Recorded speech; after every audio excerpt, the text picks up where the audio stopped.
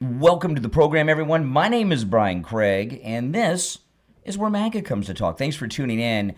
We've got a lot to cover on the program today. We're going to talk about what's going on in Minneapolis, Minnesota as a whole, Trump and Iran, and a lot of other things too, because there's a lot of major news that's breaking right now. And your calls also are welcome. But I want to start with what's going on in Minnesota. And it's both Minneapolis as a city, and then at the state level we've got the entire state involved in this.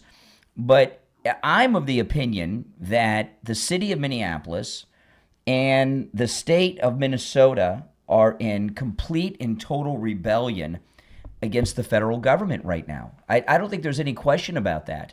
And it's spreading to some other Democrat states. They've got Keith Ellison out there who's very problematic. He's got a lot of baggage. We've got the mayor, got Tim. They're suing the federal government to kick ICE out of their state. They believe that they have some sovereign right as a state, as a city, to create sanctuary for federal fugitives who are wanted by the federal government. You can't do that. You can't all of a sudden say, well, Minneapolis, as well as the state of Minnesota, this is a sanctuary city, and we have a sanctuary state for bank robbers or any other federal crime. These are federal crimes, the illegals. They are being arrested by the proper authorities, which are federal agents, and they are not some sovereign country. They're trying to form a new confederacy. So I'd like to ask you all, do you agree that Minneapolis as well as this, I know it's a city in Minnesota, but you've got the mayor of Minneapolis who's so vocal. Are they in an open state of rebellion? And if they are, isn't this an insurrection against the federal government, which is what the Democrats spent a lot of time talking about, insurrectionists and insurrections, and this is a real one. This is a true insurrection. And what they told us insurrections were, if you remember, insurrections are when you are interrupting government business, correct? Well, what are they doing? They're interrupting government business. They're interrupting federal government business. These ICE agents are there under the direct authority and order of the President of the United States. And, the Democrats, throughout their history, this is not unique to Trump. I know they like to make Trump the villain and try to blame everything on our favorite president, Donald Trump. But the Democrats, throughout their entire history, when they lose, they turn to violence. Even before the Civil War, if you go previous to the Civil War, the 20 years or so before the Civil War, look up bloody Kansas if you're not familiar with it. The Democrats always have turned to violence against the authorities when they were losing power. That's it. And of course, the Civil War was a Democrat insurrection against the federal government. And then they spent 100 years with a reign of terror with the Democrat activist organization known as the KKK. So the Democrat Party, throughout their entire history, have turned to violence when they are losing. And they are losing power. And this is one in Minnesota. It's at a whole nother level, because it's not just at the party level nationwide they're losing power, but Minnesota, they figure, is a safe blue state, although Mike Lindell is running for governor, and this looks like a good year for a surprise victory in the governor's race with all the scandal that's going on in Minnesota right now. But Mike Lindell could be the governor there, and that would be a wonderful thing. But what has them really freaking out is they're getting their money cut off. And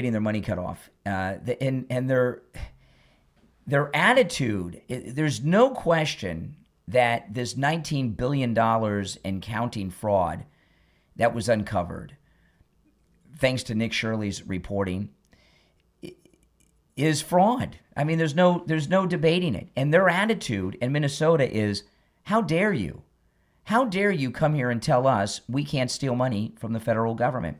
And while the Somali community are the front people that are actually doing the day-to-day work of the largest financial crime in history in Minnesota, this fraud operation that the Somalis are running is really a Democrat operation. The people at the top in the Democrat Party in Minneapolis and Minnesota, they're the ones behind this. The Somalis didn't come over here and plan and put in operation this largest financial fraud in history. This is the Democrats. And the reason Tim Walz was picked to be Kamala's running mate, we can now safely assume, is the Democrats were so excited at how rich the Democrats of Minnesota have gotten off of his fraud operation here. They wanted him as vice president so he could bring this Somali fraud operation to all of the country and really expand their operations, go nationwide. They wanted to start, franchising the Tim Walz fraud machine. And luckily, they lost and were defeated by the president and J.D. Vance, and they weren't able to do that. But that's obviously what their plan was. And now we have Keith Ellison, who's got a very troubled past with the mayor, and they're suing the federal government. The deployment of thousands of armed mass DHS agents to Minnesota has done our state serious harm. This is, in essence, a federal invasion of the Twin Cities and Minnesota, and it must stop. It's not an invasion because it's all our country, okay? This is how Democrats talked about during the Civil War and before the Civil War, as if their state was their country, right? That's how they're talking. It's like Minnesota, we're the free state of Minnesota. They're acting as if they're an independent nation inside the United States, like they're the Minnesota Republic, and that's just not the case.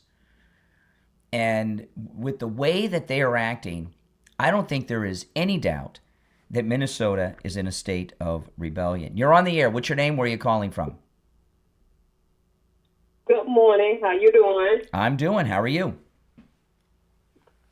I'm pretty good. I'm not happy.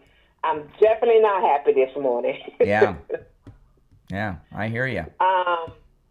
It's like, you're going to rebel against the president of the United States and his administration for protecting the American people, for getting illegals out, and you think you have some mild authority to stop the president of the United States just because you go to court? Mm-hmm. This is an insurrection. Mm-hmm. That's exactly what this is. And I watched the videos over and over. For Charlemagne God, the mainstream media, you nothing but liars. Absolutely. You can't continue. You can't continue online about the truth. A lie is a lie, and you can't make up lies to fit your narrative about the Trump administration. President Trump is doing an awesome job. He's doing exactly what we voted for, and I urge him to continue doing it. No, yeah. Doing it. There's nothing that he is doing that he didn't say he was going to do if he won re-election. And remember, he won the popular vote, so this is what the country wanted. Exactly. And I support ICE. I support what they done, because when you drive your vehicle, that's a moving target. It's like you have a weapon shooting at the officer. Yeah. That's a moving target, and that weapon can drag him or it can kill him instantly. It ain't no hope when you getting run over. Yeah, and not exactly. No, you're right. I mean, there's no. I agree with everything you're saying, and it's very obvious. What has them really freaked out right now in Minnesota is Trump is cutting off their money, and because they're not getting the money's being cut off, they're really freaking out. They're really panicked. Oh yes, it's all about the fraud that they had committed, that they allowed, that they. And I'm not going to say, they didn't know it. No, they knew exactly what they was doing. They helped these Somalians steal money from the taxpayer, and now President Trump is not playing around with that mess. And not only that, I mean, not playing around. I really don't even blame the Somalis. What do how can you blame them? Here they are from one of the most poor, primitive countries of the world. They come over here and the Democrats tell them they're all going to be millionaires. I mean, what do you expect them? What do you expect them to do? I'm not excusing their crimes. Exactly. They need to go back to be sent back to Somalia. Right. But this is the Somalis didn't set up this operation. The Democrats did, and you can tell. No, they did. You can tell. Yeah. Exactly. It's exactly. I can't understand what people talking about. I'm just gonna be sure. I'm gonna hurry up and get off the phone. But it made me so angry. Last week, and I got attacked at my church, and I'm looking at myself, and I'm saying I'm a Republican. I'm a Republican that supported Donald Trump. If I sit there and allow you guys to attack me because of who I am, you know what? Beats me. I don't need to be here. Well, what do you mean? What do you mean you got attacked? What do you mean you got attacked at church? What happened? I got attacked real bad, and it was so bad that I sat there. Well, tell us what happened. Tell us what happened. I verbally sat there and watched this whole congregation call my president of the United States an ICE agent murderer. In church? During service? Doing service. Oh my goodness. And then what happened? So you spoke, did you speak up or something and they came after you? I waited till after church was over with, and I said to my pastor, you out of line. You out of line. Don't call the president and the ICE agent murderer. Yeah. You need to do your research and stop this. So I walked out and I told him I'm not coming back until you respect the president of the United States. Enough is enough. Well, that's good. I had it with that. Good. Well, I hope you find a new church this Sunday. Oh, yeah, I will. Trust me, I will. I will not be going back there. No. I want to be around a bunch of black people calling the president of the United States murderers. No. Yeah. I don't understand. Right. When I go to church, they don't talk about politics. It's about God, No, Jesus, the Bible. Other churches. Right. I go to other churches, but he was reading the scripture. And I believe if you're reading the scripture, don't use that scripture as a way of fighting President Trump. You does it all the time. It's been going on for a year now. When you going to stop doing that and stop listening to, and oh, by the way, I found out what the deal is. He listening to CNN and MSNBC because he's urging us to watch that crazy mess. And I said, no. Yeah. Do you already have a new church picked out? Yeah, I have one up the street where I live at Tamarack, because I live between the Turnpike and is it another, we've ended segregation in our society except when it comes to churches, right? I mean, churches are so is it a black church or not? No, it's a mixed church. It's a white pastor. I'd rather go there. Yeah. I don't been in the black churches and it ain't working for me. And I don't want to be around anybody that speak racist. Because to me, it may not be to everyone else, but to me, black pastors are racist. Most of them, not all, but most of them. I don't want to be around them. And a lot of them I find are very rich too. Yeah, they are. They are. So I'm done. Yeah. Well, that's good. Well, keep us updated. I'm curious to hear how it goes in the new church. Okay, then. All right, thank you. Take care. Oh, man. Pretty cool. All right, let's go. You're on the air. What's your name? Where are you calling from? I'm Sandy from Minneapolis. Hey, oh, my goodness, ground zero. You right?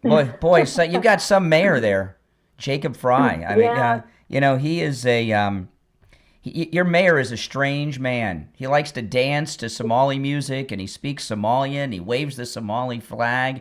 He's a strange dude. Like the gag down. I don't know where. Yeah, he's a piece of work. I don't know where you guys found Jacob Fry. Where'd you find this guy?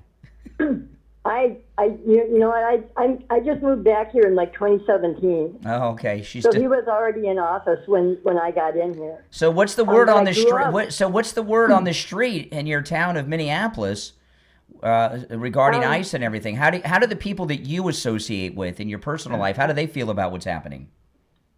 the people that I associate with think it's awesome. They welcome ICE. Great. With the thing with Minneapolis, with St. Paul and stuff is the Democrats have the big cities locked up. Yes. So even if all the Republicans turned out to vote, it wouldn't matter. Plus, there's so much fraud; it's just unbelievable. Well, that doesn't mean you shouldn't participate because, and I'll tell you why. Oh, absolutely. While you may be outnumbered in the big, that's true in most blue states. You know, they got those cities. I get it. But you can get a lot of people elected, Republicans in other parts of the state to the state legislature and such. And that has a great impact on stopping the Democrats from their evil doing. Oh, it's not stopping us from voting, but Waltz just brought in a new voting policy here about a year or so ago called it's the honor system, in which you can register to vote, and then you can like swear for like 8 other people. I heard that, but if it's so good, why did he drop out? Because of the fraud. Because he's trying to deal with that. He says he's going to try to stop the fraud, and it's like, come on now. You've had how many years to do it? You haven't done it yet. I keep expecting to wake up one morning and open up the news and find out that Tim Walz has fled the country back to China. That's my fear. They need to get his passport away from him because he will flee to China. Mm-hmm. That may be where his money is. Oh yeah, absolutely. He's in so deep with Chinese, it's not even funny. Mm-hmm. I mean, we've had a lot of farmland sold to the Chinese here. Well, he spent a lot of time there. He spent a lot of time in China and Tiananmen Square and everything else. I mean, he's a very bad man, Tim Walz. He's an evil person as far as I'm concerned. Yeah, he is. He's about as evil as they get. Mm-hmm. Yeah, he's bad. And Fry is just right behind him. This whole deal with the young lady that met her demise. Renee Good. That just angered me so much. I knew I had called in last week and had discussed with you a little bit about how things were going here, and that was one of my fears, was that somebody was going to end up dead. Let me ask you, because when I turn on the news, I see the streets are filled with ICE and protesters. You're in Minneapolis. Is it that way throughout the city, or just in like little local areas? Is it? Oh, hold on, I hit the wrong line. Is the area in Minneapolis you're in? Are you seeing ICE around a lot, or protesters, or is that just in some isolated parts of town? Nope, I think I lost her. Hold on, let me try again. Okay, you back with me? Okay, I lost her. Call from Minneapolis. Who knows? Maybe one of those Antifa grabbed the phone. Who knows? You're on the air. What's your name? Where are you calling from? Good morning, Brian. Doc from Texas. Hey, Texas. Hey, man. How are you this morning? All right. Okay, it's good. Hey, I just wanted to say something. I was just happening, because I was just having to listen to your show a little bit this morning. And the caller Maria, that's her name. Mm-hmm. I want to say something to her. I know she's listening. I understand you like Trump. You agree with all that. It's your business. But must remember, Trump doesn't care about you. He doesn't care anything about a black person, a black woman, black man. He doesn't care nothing about us. He doesn't care about you, Brian. Only reason he cares about you because you have your show. And he figures, okay, I can use him to get my stuff out. But he doesn't care nothing about Donald Trump. These billions of dollars he makes every day. That's the only thing he cares about. And the thing that's going on in Minnesota, something is bad going to happen. I hope it doesn't happen until where people going to have to open up their eyes and realize ICE doesn't care about nothing or no one. So you think, they just, in some of the more recent arrests in Minnesota, they arrested, like, rapists and stuff. You don't think ICE should be going in arresting these people? They should go after them, Brian, but do not go after the average person on the street. They're not going after the average person. Yeah, they are, Brian. They are. And No. I'm not They're going to they're going after illegal people that are here illegally. Brian, how do you go after a legal person if you're going to the courthouse? Those people are going to the courthouse for the immigration hearings, and you go and arrest them at the courthouse. How's that right, Brian? How? Most of the people they're arresting, many of them are violent. Answer my question. How? Excuse me. I understand. You're not my boss. You're not my boss. I'm answering your. I want you to answer the question. I am responding. You didn't answer my. Excuse me. Don't be so rude. I am responding to the stupidity that you uttered over the phone, but I'm doing it in my way. The people. Brian, you're not answering my question. You're not answering my question. Well, I know I'm not. I know I'm not. I know I'm not. I understand that. I'm not answering because you won't stop talking. You keep interrupting. Okay, I'm going to stop talking and answer it. They're arresting violent people. The ones they're arresting that are not violent mostly are people that did not show up to their court dates. When you don't show up to court, you have a bench warrant. Brian, I get that. How do you arrest people that are showing up to their court dates, Brian? They're not arresting people at the courthouse. Yes, they are. Excuse me. They are, Brian. They're not arresting. Yes, they are. Excuse me. They're not arresting people at the courthouse that are showing up to their immigration hearings. They're arresting people at the. Yes, they are, Brian. Excuse me. They're arresting people at the courthouse who are there oftentimes for other crimes they've committed. All right. Appreciate the call. Right. We're just going around and around. You're on the air. What's your name? Where are you calling from? Mike from Louisiana. Hey, Mike. You know, Democrats right now aren't good politically tactical. You know, because I think they want Trump to do two things: declare habeas corpus, suspend habeas corpus in these blue cities and states, and declare an insurrection. They think that those two things will be tactical wins for them. Yes. They don't understand you're right. that the winds aren't blowing on their side on these two issues. Mm-hmm. You are 100% correct. I mean, yeah. So their political tactics aren't going to work the way they think they are. Yeah, no, they're trying to put. And if you notice, Trump's kind of staying out of it. There's a lot of other things going on. It doesn't mean he's not commenting, but he's not. They're trying to this thing yesterday with Fry and Keith Ellison. They're trying to trigger Trump into making a move like you're talking about. You are correct. Right, and then you've got the people in Washington State, like that mayor in Washington State. Uh-huh. You've got the people in Oregon and the people in California that are doing the same stuff. Yes. So, I mean, I think it's back in the back of Trump's mind to do both of these two things, but he's just waiting to pull. He might be waiting to pull the trigger on them. Mm-hmm. No, you're right. All right, Mike, good to talk to you. Thanks for the call. You're on the air. What's your name? Where are you calling from? Tim from Detroit. Hey, Detroit. How do you feel about the immigration? I voted for Trump 3 times. I love the man, the greatest president since I've been alive. But I'm a little concerned about how we're going about getting rid of some of the people, or the illegal aliens coming across. Brian, are you for example, I have some Hispanic family lives across the street from me. Now, I don't know if they're illegal or not, but they're great people. They're good people. They go to church. Yep. They work hard. Their kids went to school with my kid. Are you for sending those type of people back? Yes. I mean, they don't live off the taxpayer or anything. Yes. Okay. There's a legal process.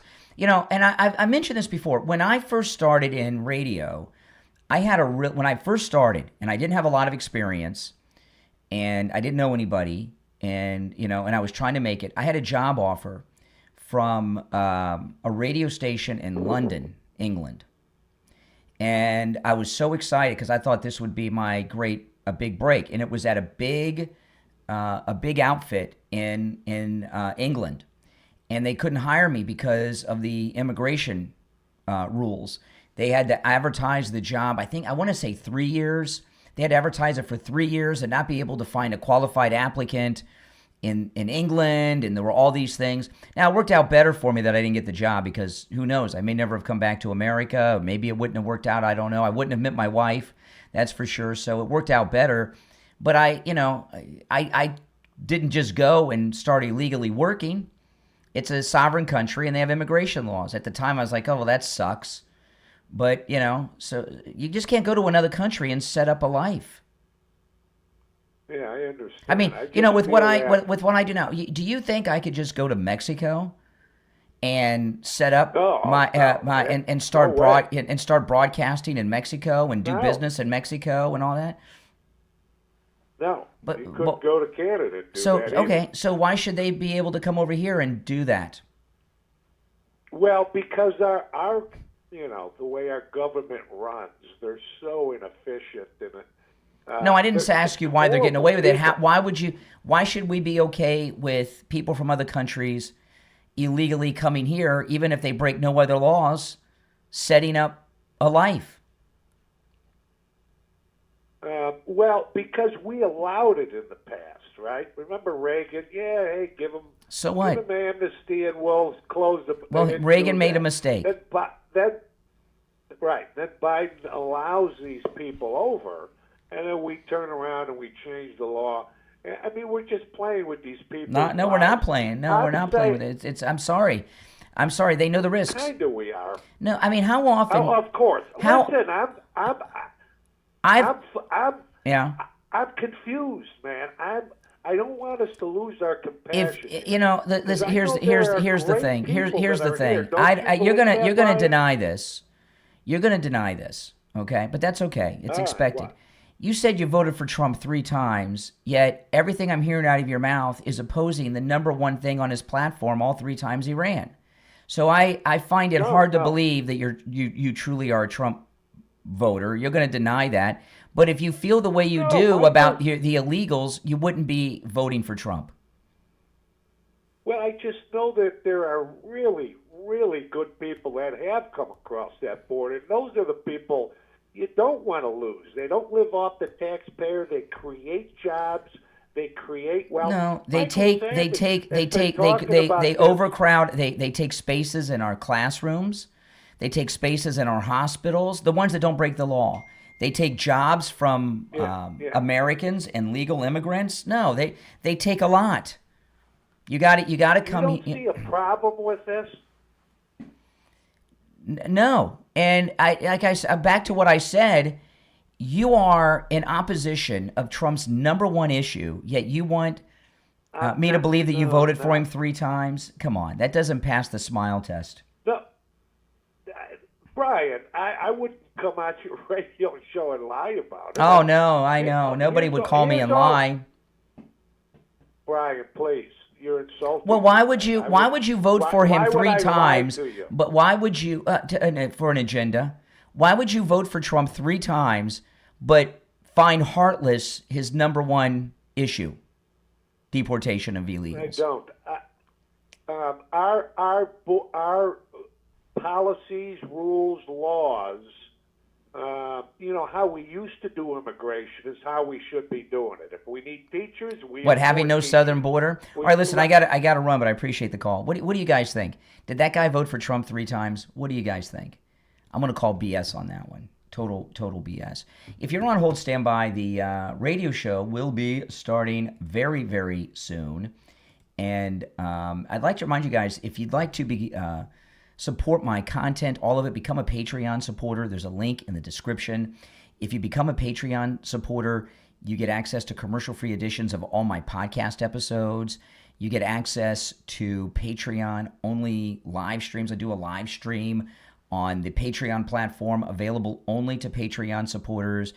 It's a no troll zone, no liberals allowed, and it's a live stream like I'm doing here, but I talk about a lot of things I don't talk about here, and you get a lot of behind the scenes. So if you'd like to support not just my channel but all my content, become a Patreon supporter. There's a link in the description of the video, all right? And I'd appreciate that. And also, Another great way you can support all of my content is by going to mypillow.com, using my promo code Kane, and load up on MyPillow products. You know, this early show, I come on 30 to 40 minutes before the radio show every morning.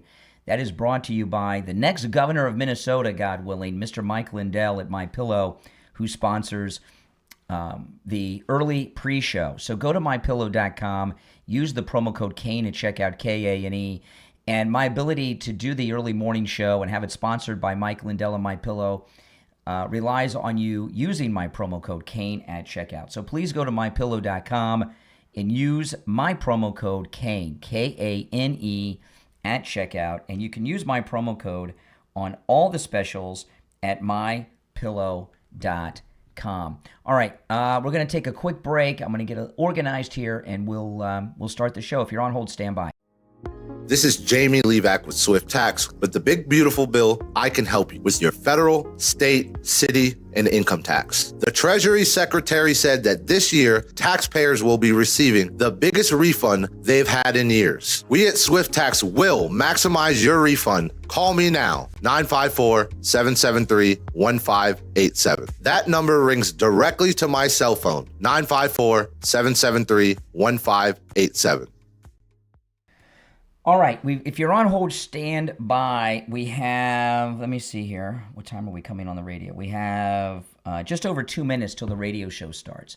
So I wanted to listen to this. I got to preview this before I play it on the radio. It's Mayor Fry. He likes to use the F word. I got to make sure he doesn't use the F word and that this clip is radio safe. So let's take a look. What people are dealing with, man. Yeah. I mean, we don't use the word invasion lightly. What we are seeing is thousands, plural, thousands of federal agents coming into our city. And yeah, they're having a tremendous impact on day-to-day life. And it's a negative one. And whether that's kids that are trying to get to school or businesses that are trying to open, that's police officers that are responding to 911 calls. It's just about being able to conduct daily life right here in our city. And look, this is not about fraud. When you have a fraudster, you investigate, you charge, you prosecute, you hold the person accountable, and then they get put in jail as an individual.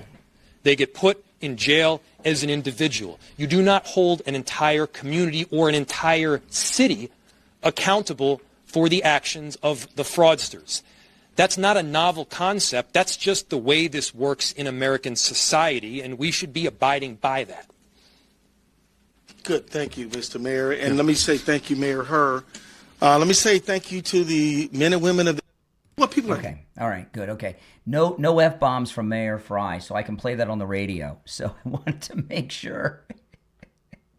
You never know, right? And whenever and I can play anything here online, but we got about 30 seconds and the radio show will start. I'm going to have to open the show and do a recap of what we're talking about, and then I'll go to the phone. So if you're on hold, stay on hold and lock your place in line. The number, if you'd like to call in, is toll-free. It's pinned in the live chat, 888-465-2631. We got about 15 seconds. Stand by.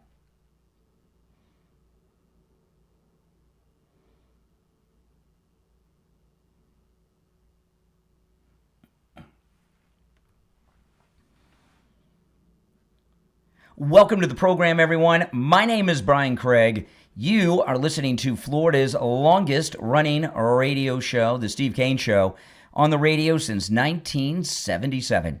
Celebrating 49 years on the radio, this is where MAGA comes to talk, and we've got a lot to cover.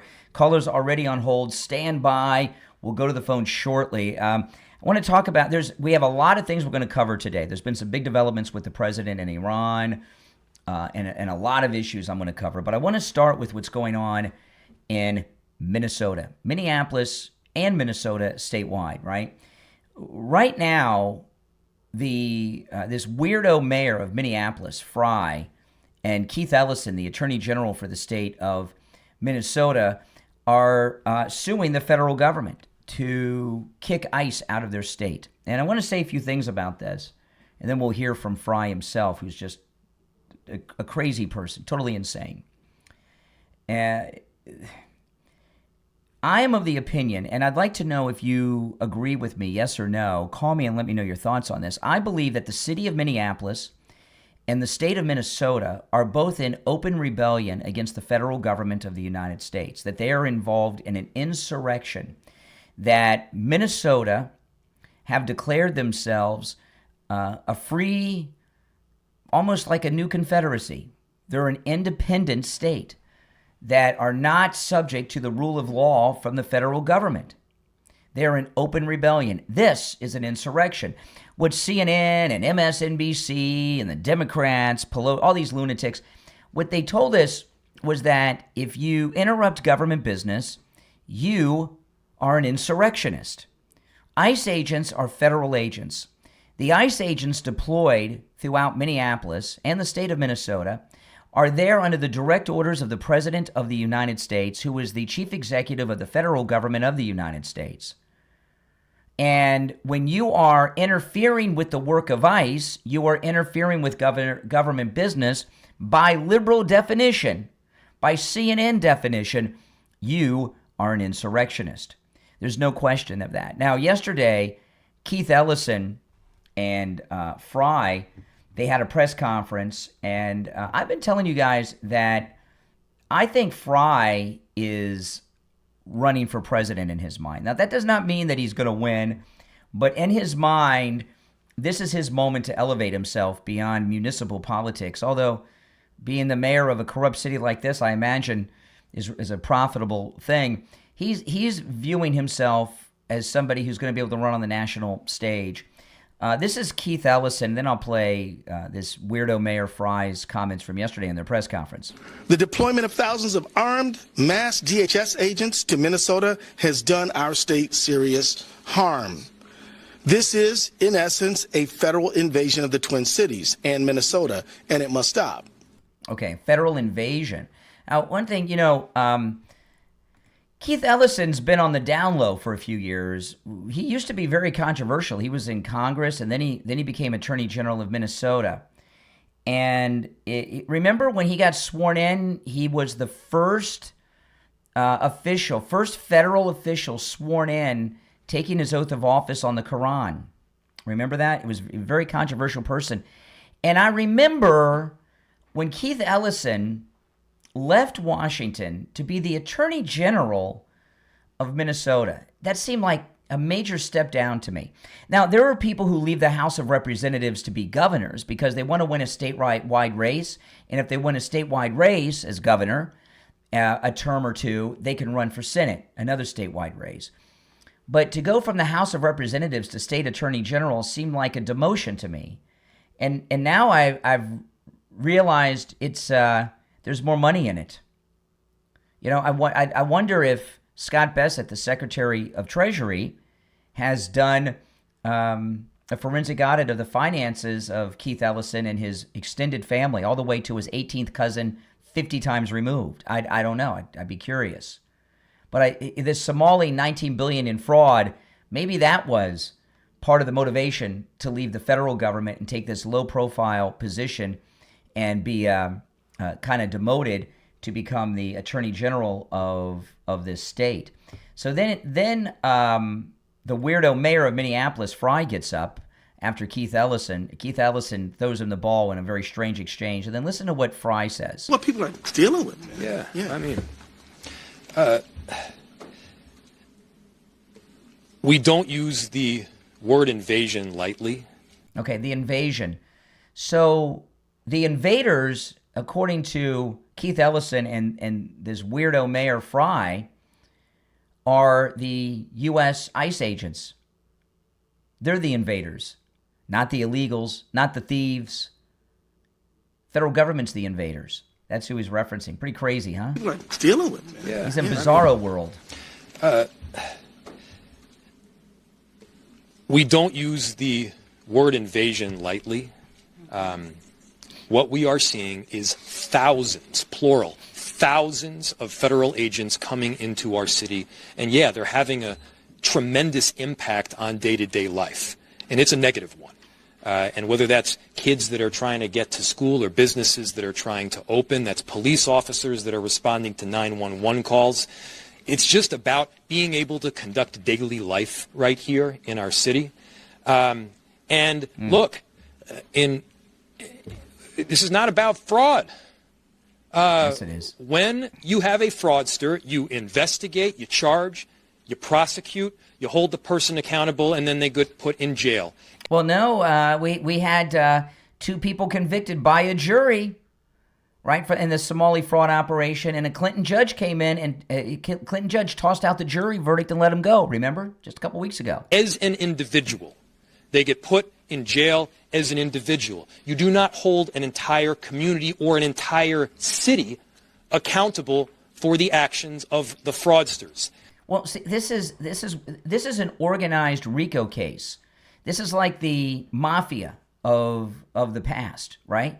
The Democrat Party in the state of Minnesota is an organized criminal organization behind the largest financial scandal in history. When you're investigating the mafia, you might pick up a soldier in some crime that you hope to flip on the capo, and then you're trying to get to the boss. And that's what's going on here. The Somalis are the soldiers in this Democrat financial fraud operation, the largest financial scandal in U.S. history. And whether that's kids that are trying to get to school or businesses that are trying to open, that's police officers that are responding to 911 calls.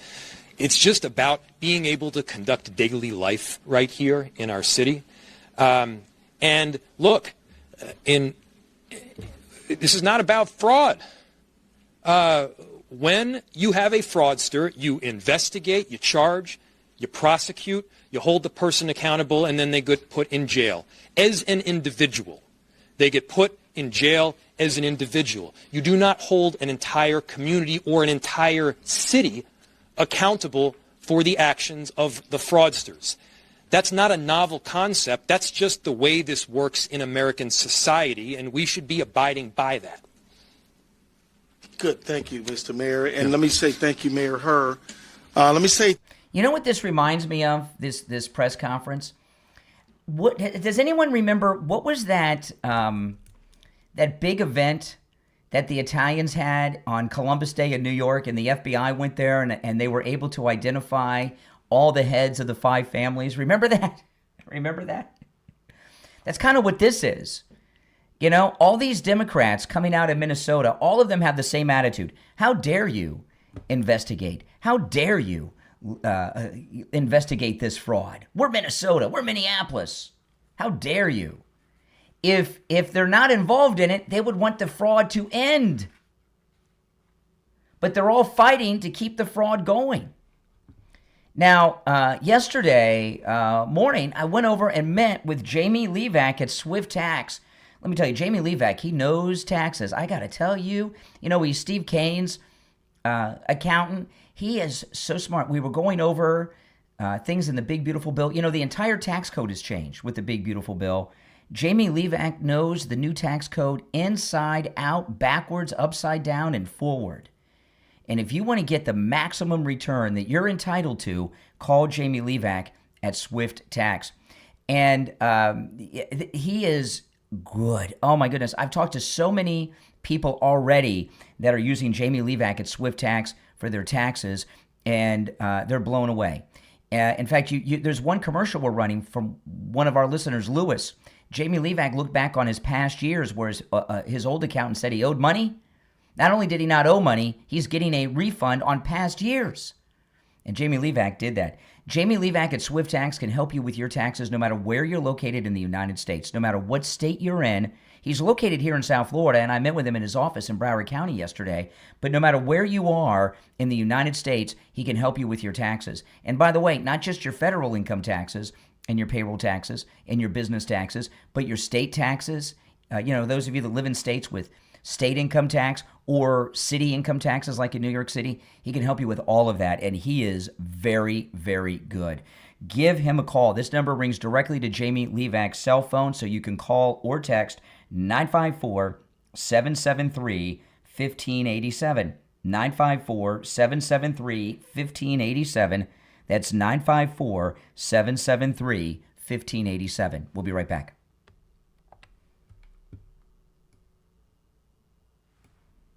All right, now if you're on hold, stand by. We're in a radio station break, so we're going to take a quick break and be right back.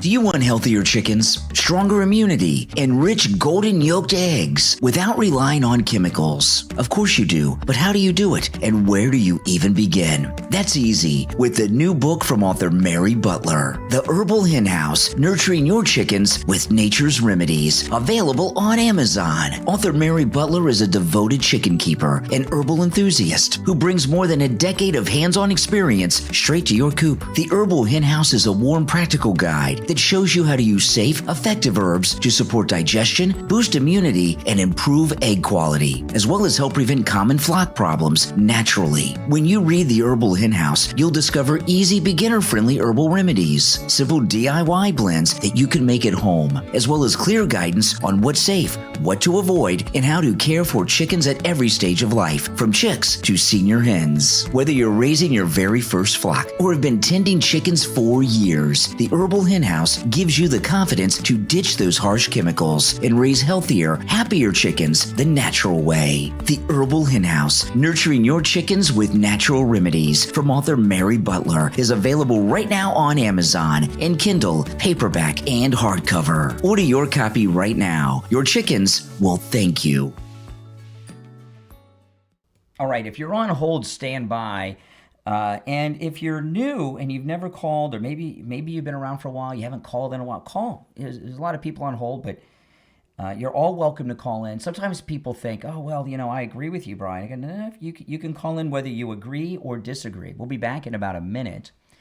And the number's toll free, no matter where you are. It's pinned in the live chat, 888-465-2631. 888-465-2631. It's a toll-free call.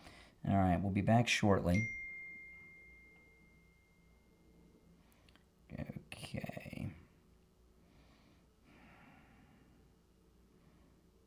Let's see.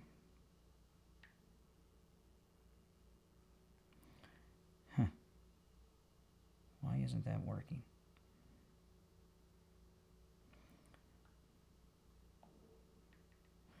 All right.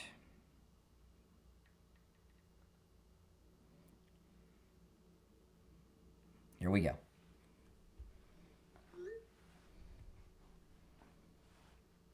Welcome back, everyone. I'm Brian Craig. This is the Steve Kane Radio Show, Florida's longest running radio show. You're on the air. What's your name? Where are you calling from? Good morning. My name is Lynn. I'm from Michigan. Hey, Lynn. Hi. I'd like you to explain to me why Pam Bondi, why they didn't clear up the whole J6 right off the bat. To me, that should have been issue number one. Well, when you say clear it up, what do you mean? I mean, the president they're always did the pardons throwing it at us. Every Democrat. J6. Well, this is what you got to understand, okay? And those of you that have been listening to me for a long time, the day after January 6th, I said what I'm going to tell you now, okay? So on January 7th, I said this. I was kind of like a futurist, right? Like Isaac Asimov or something. I said, listen, January 6th, the Democrats are going to throw that in our face no matter what for the rest of our lives. It is never going to go away. They forgot about 9/11, and you can tell by all the anti-Semitism, they forgot about the Holocaust. They'll never forget about January 6th. So when I'm 99 years old, taking calls on the air, I'm gonna hear about January 6th. It's never gonna go away, and there's nothing that Pam Bondi or President Trump could do that would ever make it go away. The left will never let it go away, ever. And that's just something we got to accept. But why, they threw innocent people in prison, grandmothers. And I don't understand how, I know they can't go after Walz and throw them in jail or something. Well, Tim Walz could very well go to prison over these financial crimes. I hope so, but it's not looking good, and I'm just. I disagree. What do you mean it's not looking good? We have thousands of agents in Minnesota investigating. I'm going to play some clips. Scott Bessett is all over Tim Walz. He was talking about it yesterday. You'll hear later on the program. Tim Walz is in trouble. Like all this talk, no action. It's not. No, it takes time. It's been 2 weeks. You can't. These. No, but I mean. The Nick Shirley story was this Friday will be 3 weeks. This is the largest financial crime in history. You can't go from a YouTube video and have people in prison 3 weeks later. I agree, but I just wish this is in my fantasy world. I just wish they would have opened with a banger of, right off the bat. Instead of Epstein, instead of Martin Luther King Jr., all that, just clear J6. Keep hammering it down. Well, if you remember, the J6, okay, part of the problem is the J6 committee, led by Liz Cheney, okay, they destroyed records about January 6th. So the records that didn't fit their narrative, that showed the truth, they destroyed. And they were all pardoned by the auto pen. So there's the way history. This is what you got to understand. Most of our history for the last couple hundred years, certainly the last 100, comes from the media. It used to come from newspapers, newspapers. But now history comes from the mainstream media, and the history of January 6th. Was written by CNN and MSNBC and the Democrats and all the media coverage. And we're just going to have to accept that. We're never going to have that properly settled. The Democrats will never accept the truth about January 6th, and that's just the way of it. Hey, listen, I appreciate the call. And I told you guys that the day after January 6th. So, that's just the way it is. I wish it wasn't, but, you got to choose your battles, and we got to get into things that we can really do something about and change, and you're never going to change them. All right. You're on the air. What's your name? Where are you calling from? Chris, it sounds like you got a pillow over your phone. Oh, really? No, I'm out here just enjoying the rain under the umbrella with my morning tea. Absolutely. Yeah. What's on your mind? Fresh morning air. Mm-hmm. Well, I mean, like you said, goodness, so much to talk about, so much going on, and I love the way you break it down, especially yesterday. What a show.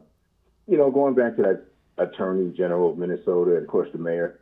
Listen, they're in as much trouble, I'm sure, when it comes down to it, as Walz. All this stuff doesn't go on without them knowing about this money laundering and fraud and everything else. So they're doubling down, just like they did on January 6th, trying to distract and draw attention away, right out of the old book of what the rules, Sololemsky, whatever. Yeah. But yeah, they're in as much trouble, and it's ridiculous. And again, I love it. Like you asked the one caller the other day, what are you comparing it to?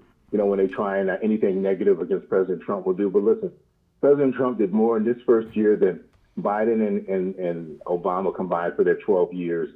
I mean, ran circles around. He did more. He did more than most presidents, including Ronald Reagan, have done in 8 years in the first year of his second term. Absolutely. He shut down the drug cartels in the southern border. Think about that. That's amazing. Exactly. And it's just like the caller you mentioned, you try to downplay everything that President Trump's done. It's just, you ask them a question, they can't answer because anything negative will do for them. They need to get rid of that bias and just wake up. I mean, you talk about the same rules like you were talking about earlier. I wish they did apply the rule of law, this attorney general, whatever the mayor talks about. This is what we do in America. No, you don't. They're not held accountable. Just like you said, they were tried and released by that Clinton judge. Come on. Yeah. They're not. It's convenience, and I'm just tired of it. A lot of people are waking up. There's a lot of people disassociating themselves with the Democrat leadership now. It's not happening fast enough for me, but you see it all over the place, YouTube and everything. And thanks for people like yourself.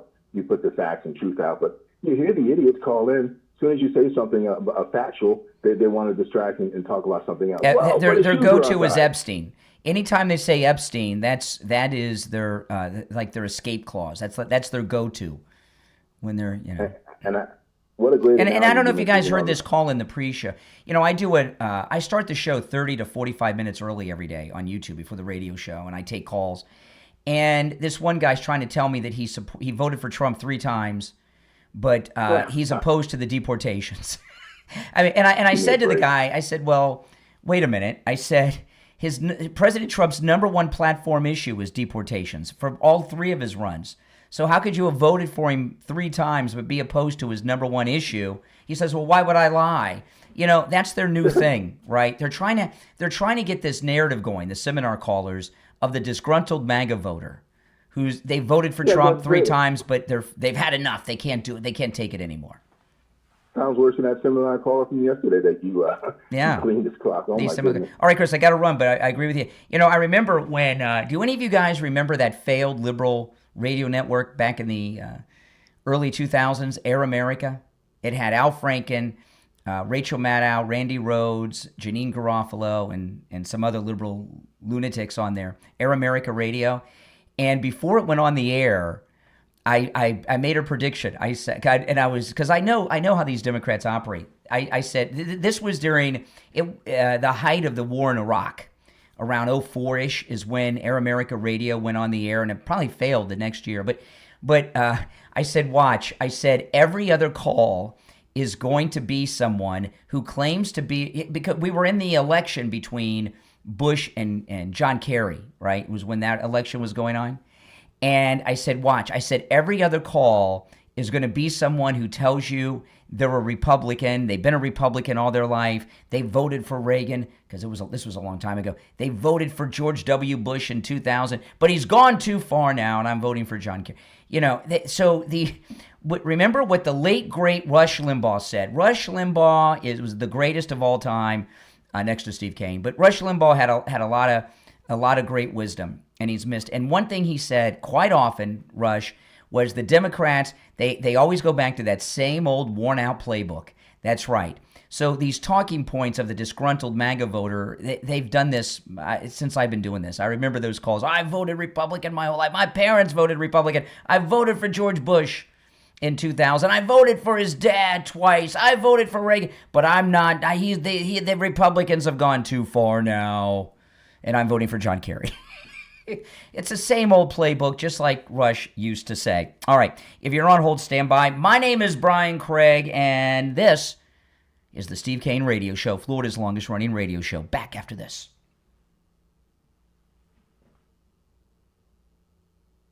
All right, we're clear. I'll take a call here during the break. What the heck? You're on the air. What's your name? Where are you calling from? Yeah, this is Richie. Oh, hey, Richie. Do I have enough time, Brian? Yeah, this is the bottom of the hour break. So we're in break. So okay, go on. Here we go. When I drove a bus, I could remember a passenger. I was always talking to this person. One day he hit me up for money. Can I borrow money? I'm in a tough spot. I'll pay you Friday. I didn't see the guy for 4 months. I felt duped. I'm watching this crap going on in Minnesota right now. And this guy that called you up with this compassion, don't send anyone back. Oh, what a bunch of BS with that guy.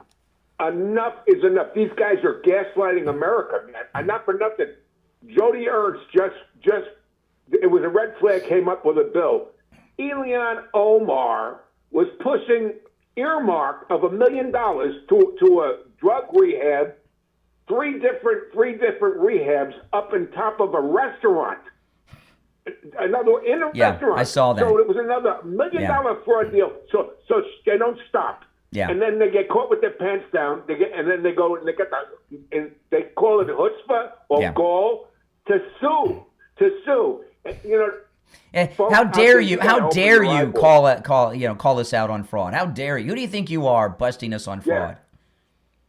Yeah, people better open their eyes. This is nothing more than organized crime. Here we go. We have the money, Washington, D.C. We have the representatives and the senators involved, shipping the money off to sanctuary cities where they could have all these fake businesses all over the place. What do they call those organizations that don't pay taxes?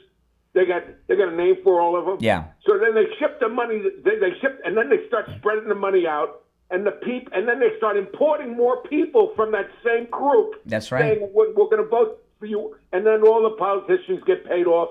Everybody turns the other way and looks up at the sky. They let all this go on and on and on. Meanwhile, the average person, this is only to me, Minnesota is the baby of it all. California with these sanctuary cities. I'd like to know how much these charter flights cost the American taxpayer to fly all these people all over the country into these sanctuary cities. What did it cost? How much did it cost the American taxpayer to put them up in five-star No doubt. hotels? Now, I'm going to tell you, Richie, since we're hold on one second here. Since I'm taking this call during a radio break, we're coming back in a minute, so I'll let you go. But you can call back. Richie is the only caller that if he calls me off the radio when we're just on YouTube, like now during the break, you can call back a second time later in the show. Okay. Thank you. All right. Take care. Richie's the only caller that has the golden ticket, by the way. Everybody else, one call per show, whether it's on the radio or on YouTube. We're going to be back in less than a minute. If you're on hold, stand by. And if you'd like to call in, the number's toll-free. It's pinned in the live chat, 888-465-2631. 888-465-2631. A toll-free call, no matter where you are located. All right. Let's see. Oh, boy. All right. And where are we? Okay, stand by.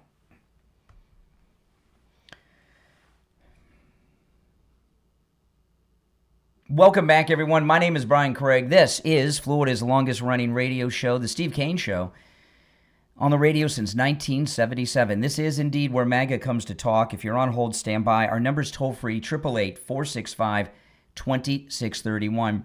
888-465-2631. You're on the air. What's your name? Where are you calling from? Hey, Brian. It's Trisha from Minneapolis, bus driver. Oh, hey. This is the female version of Richie the bus driver, but Trisha is a bus driver right now in Minneapolis. How's it going? Good. The weekend went fine. I didn't see anybody on my route. I was doing the orange line on the highway, and downtown, people were not. I led on a group of people that had their signs, and they were going to go somewhere. They're going to probably hit another bus line to get down by Portland. But Yeah. I watch you on YouTube, and I just heard Richie. Unfortunately, Richie called during the break because his call, I'm like, you go, Richie. Richie is, arrest her. Arrest these people. Now let me ask you, as you're driving your bus through Minneapolis, are you seeing ICE officers all over the place? No, not all over. I saw two units. One for sure was a unit, 2 units, and I didn't see them busting anybody. I didn't see anything. And then like a cop car kind of pulled up to me to the left, and I always look at them and smile and wink at them. Now the people that you associate with in your personal life, what's their attitude towards everything that's going on there? We live here, and we can't believe it. We think that Minnesota's totally fallen. I was born in '69, grew up in Minneapolis, South Minneapolis. We saw the first wave of immigrants come through, and it was like the Hmongs and Vietnamese, Laotians, and then it kind of cooled down for a while. Yeah. They came and started businesses and stuff like that. They were kind of overfishing my lake. I grew up a half a block off Lake Tacoma. I remember when I was a kid, there were a lot of Vietnamese because Vietnam fell. And there were a lot of Vietnamese came, but I remember their parents were always scary because they were so strict. The Vietnamese parents. Yeah. But they But they always, most of the Vietnamese that I knew they were like the Cubans in Miami. They were very entrepreneurial. Yeah, and they're really nice. I mean, we still have some of the same like old restaurant, Vietnamese restaurants, or we have, any immigrant that's came here from Asia has always been I love Thai food. Totally respectful and loves America and Koreans, they're great, but Minnesota has this habit where it's not us people here. Like, okay, my father's immigrant from Norway, came in '56. My grandparents on the other side, so I'm full Norwegian. But a lot of my family still vote to D no matter what, and they just have this Trump arrangement syndrome. You know what it is with Minnesota? This is what I don't get with Minnesota. We always talk about the left and the right coast, right? New York and California have always messed up the country. But right in the middle of the country, Minnesota, you have Walter Mondale, Paul Wellstone, Al Franken, these lunatics that are there now. What is it about Minnesota that attracts these liberal Democrat insane people? I think it's the mentality of it's unions. We're right next to Canada. We have a lot of immigrant populations that are from high trust societies like Norway, Sweden, whatever, that came here. Unions. My dad was a barber and a musician. He was like the best accordion player in the state. I think you hit on it when you said. I think you hit on it when you said the labor unions. That's it. Yeah. All the teachers' unions, huge. They closed the school, right? Well, they want it closed till February 12th. It's dangerous. And then they got all the kids running around in the protest. They got kids, little class clutches of kids walking around in these dangerous rallies. Well, what they want to do, they've taken another level. I've seen some videos of this. The protesters are now, some of them are carrying their kids in their arms. They're using their children as shields at the ICE protest. That's right. Human shields. That woman there standing there with their baby in pink. Her baby's in a little pink. Couldn't see the baby, but she's holding the pink thing. I'm going, what are you doing? And the other thing, it's just Minneapolis that's psycho like this. This is like a bunch of psycho white liberal people in Minneapolis that come out and are doing all this stuff, and I almost never see, especially right now, ever see Somalians. They all are holed up, hiding out in that Cedar Riverside apartment complex. Yeah. And you barely see them on the street. They'll once in a while be on the street and go to their own little restaurant and grocery store and halal market, and they don't interact with the community at all. And now the streets are barren. You don't ever see any Somalians. I drive by that freaking Leering Center. Really? You do? You drive by the Leering Center. I do. I saw the sign was changed last weekend to Learning Center, and then all of a sudden there was a bunch of cars parked in the parking lot, and there wasn't before. And just 2 days ago when I drove by it, there was some people walking in and out, and of course there's Somalian people. Like, you don't see, Yeah. You don't see anyone. Well, listen, I got to move on, but I appreciate the call. Call me again, all right? Yeah. Okay. All right. She's a bus driver in Minneapolis. It's pretty cool, huh? Yeah. We're very popular with bus drivers on this program. Well, let me take another call or two. What the heck? You're on the air. What's your name? Where are you calling from? Hey, Brian. This is Kenny, Palm Beach. Hey, Kenny. What's up? How you doing? All right. I don't know. Everything you have to qualify what you see on the internet, of course, but I saw videos of millions of dollars of cash leaving our country that was, I guess, recorded by TSA. There were some Somalis. There were Somalis at the airport busted with $700,000 in cash in suitcases. Yeah, that they didn't declare. They didn't declare either. Well, I think Scott Bessent said that he is not allowing any money to leave the U.S. He said that if you receive government assistance and you wire money outside of the country, your federal assistance is instantly, automatically, through the computers, cut off. So I guess that wouldn't qualify as government assistance if it's money from daycare centers. No, you can have you could have a They're receiving Medicaid money to fund it. No.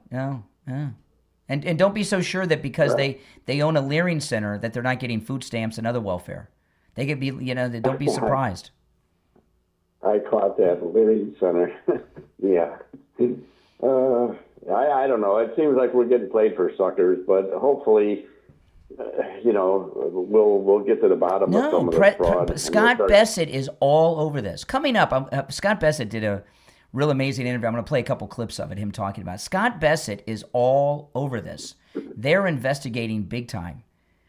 Believe me, they're getting to the bottom of this. And it looks like all eyes from Scott Bassett are on Tim Walz. Well, I'll be glad to see him go, and it sounds like it's going to be any day now because he's stepping down. But that doesn't exclude him from any prosecutions. No, he's in big trouble. They really need to take his passport. Not that you need it. If the CCP pick him up to take him back home to China, he won't need a passport to enter the country. They could put him on one of those balloons that Biden let fly over the country. One of those CCP balloons might pick up Tim Walz and carry him off to Canada. That's a funny picture in my mind. It is. That'd be a good meme, wouldn't it? Yeah. All right. Well, you have a great day, and just thought I'd put in my 2 cents. All right. Well, you put in more than that, okay? All right. Now, the great Bill O'Reilly was commenting on this on News Nation last night. Check this out. The problem with the Democrats is that the resistance is so over the top. It's so blatantly ideological to the left that most Americans, even though they feel very sorry for Renee Good, they reject these people. So I wrote a column on BillO'Reilly.com called Rebellion. This is not a protest in Minnesota or Oregon or California. This is a rebellion. Fighting with ICE is different than protesting.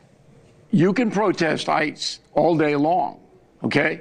But if you're not going to obey federal law, as clearly Minnesota and Oregon are not, they're not going to obey the law. That is a rebellion, just as we saw in the South before the Civil War and during the Vietnam War. So those are the only 2 times that the American people, at least some of them, were in open rebellion against the federal government. Okay. Now, I'm so glad to hear Bill O'Reilly with that, because I got another clip of him coming up a little bit later in the show. Bill O'Reilly regularly talks to the president. He's a confidant of the president. The president calls him to ask his advice. So if Bill O'Reilly is calling Minnesota an open rebellion, which is an insurrection against the federal government, that's where the president's mind is at. And so I'm very glad to hear Bill O'Reilly say that, because I know that the president, that's how he's viewing it. And that's how he's telling his cabinet to handle it, as an open rebellion, because that's exactly what it is. If you're on hold, stand by. You know, I went out the house today to get coffee, and what was it? Was raining. That's right. And you know, if you've got a wet spot on your ceiling, you've got a leak in your roof. You want to call Tom Laporta at Laporta Roofing. Tom Laporta covers both the east and west coast of Florida and everywhere in between, and he's a good MAGA guy who will never sell you a roof you do not need. And what that means is, if you need just a simple repair, he'll do it.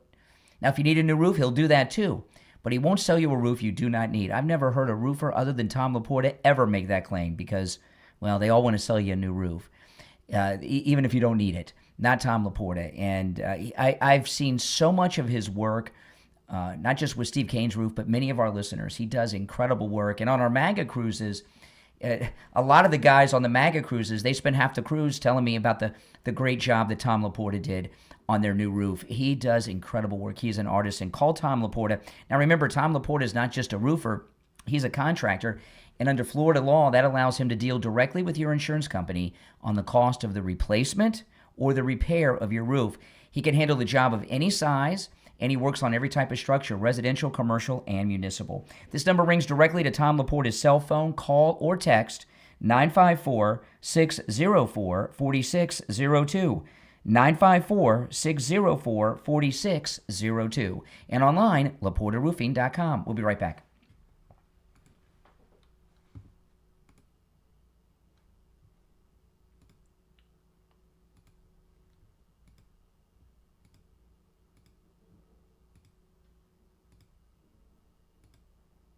And another.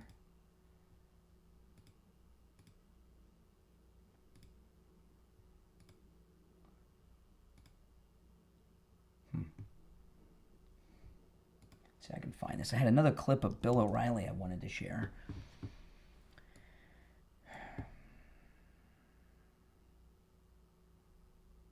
On the line, we have Lewis. He had some issues with some taxes in past years, and he called Jamie Levac over at Swift Tax, and Jamie took good care of him. Lewis, welcome to the program. Oh, thank you. How you doing today? Oh, I'm doing great. So tell me how Jamie from Swift Tax helped you on your taxes. I was having trouble with another company. I called Jamie, and the next day I brought my wife in there with all the paperwork, and he straightened all my back taxes out, and I'm actually getting money back now. Wow, this is pretty amazing. So this other company you went to told you owed the government money, and Jamie over at Swift Tax took a look and found out that not only did you not owe money, you're getting money back from the government? Yes, I got nice big checks coming soon. Do what Lewis did. Call Jamie Levac over at Swift Tax. 954-773-1587. 954-773-1587.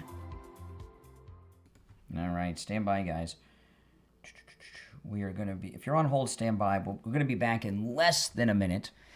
If you'd like to call in, the number's toll free. It's listed in the live chat. And if you guys could do me a favor, if you're new, please subscribe. And everyone, if you could please like the video. And also, if you could take the link and share the link to the program on all your social media and invite your friends to check the program out, that would be awesome.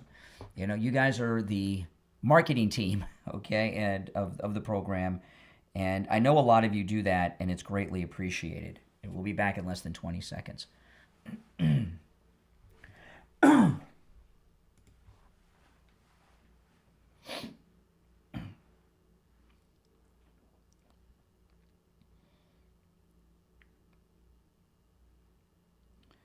All right, we're back. I'm Brian. It's the Steve Kane Show, Florida's longest running radio show. Call us on hold, standby. Yeah, I had the second clip of Bill O'Reilly that's on a second, it's on another topic. I was going to play it later, but I want to play it now because I just shared the Bill O'Reilly clip. And this involves what's going on in Iran. And I'm sure you've seen in the news, they're going to hang a protester publicly in Iran.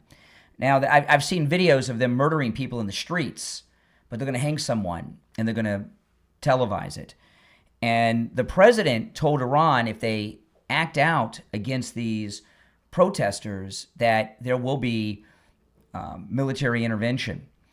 And he is doing some things with tariffs. He's told countries, any country that does business with Iran is going to get a 25% tariff put on them on all products. But Bill O'Reilly, this is what I mean. He has the ear of President Trump, and it's a good ear. He's a good person to have his ear because Bill O'Reilly is, I wouldn't say that I've always agreed with him, although I can't think of anything offhand that I've disagreed with him on, but I'm sure there's been something over the years when he was doing his show on Fox. But Bill O'Reilly is a very smart guy. He is very wise. He went to that Kennedy school and all that. He is a very smart guy and a great person to be an advisor to the president. But he was on News Nation. It was in the same interview from that clip I played before the break. And this is Bill O'Reilly talking about his conversation with the president about the president getting involved militarily in Iran. I spoke to the president on Saturday, and we discussed this very issue. And I don't offer unsolicited advice, so he asked me. And I said, if you have a situation where U.S. military action can tip it, where the Ayatollah and his thugs have to leave, you do it. You do it in a heartbeat.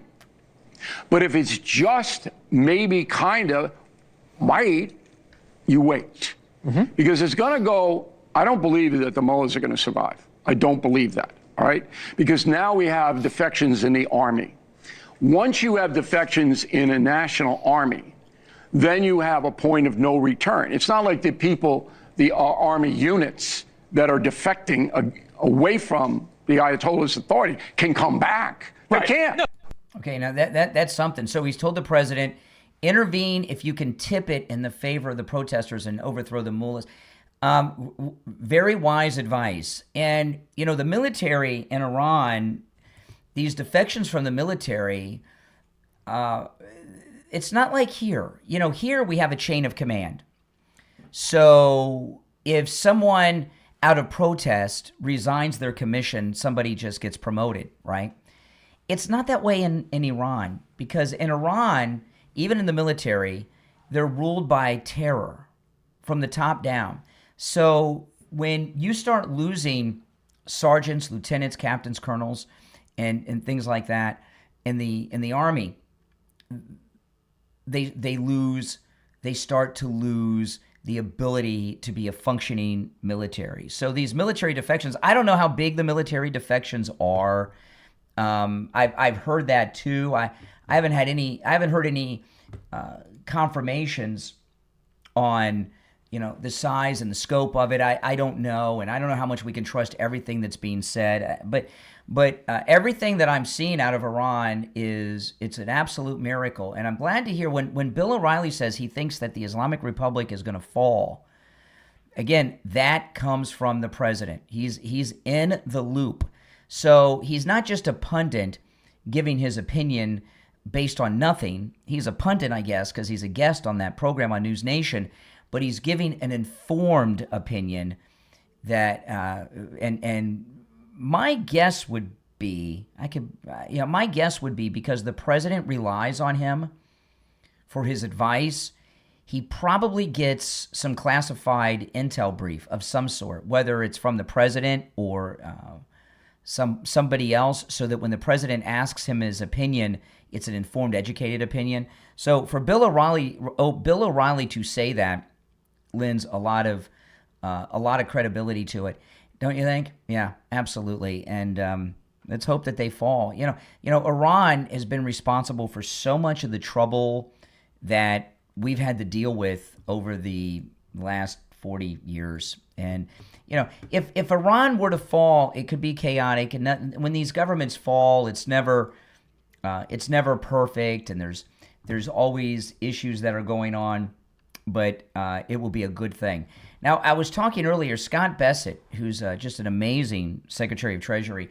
It's interesting that he's the one who's taking the lead on the investigation into all the fraud in Minnesota. And, the thing about the fraud in Minnesota, it's criminal, and it makes sense that the Treasury Department's involved because these are financial crimes, but they have financial crime divisions at the Justice Department, and Pam Bondi is out of sight. I don't think I've seen anything with Pam Bondi involving the Minnesota fraud whatsoever, or Kash Patel for that matter. There's a lot of reporting that says that the president's going to fire Pam Bondi. I don't believe anything at that level that I read out of the press until I hear the president post it on True Social or say it himself. You can't ever trust these things. And the original source for that is, is it the Wall Street Journal? It might be the Wall Street Journal. But I'd have to hear the president. And he may have made a decision, President Trump, not to fire Pam Bondi, but to sideline her, let her handle the regular criminals, because he's obviously frustrated with her. She hasn't done anything that we expected. We thought we'd have Comey and Brennan and everything else on trial by now. But he may have decided to leave her in place and just kind of bypass her. They got this new deputy attorney position that they've created, and I think they've just bypassed it. And it's very interesting with all the criminal activity in Minnesota. It's the Treasury Department and Homeland Security that are handling everything. Now, that doesn't mean that the FBI is not there assisting in doing some things, but it seems like Pam Bondi has been completely sidelined. And maybe it's a better thing, because if he were to fire her, she could end up being a regular pundit on all the shows, trashing him. And, and it could cause a scandal in a midterm election year that we don't need. So I kind of like the idea of her being sidelined. If the president fires her, he fires her. I believe me, no one's more frustrated than I am with Pam Bondi. This is not what we expected. The lawfare people have not been brought to justice, and I don't think we can ever count on her doing it. But here's I'll play a couple clips from Scott Bessent.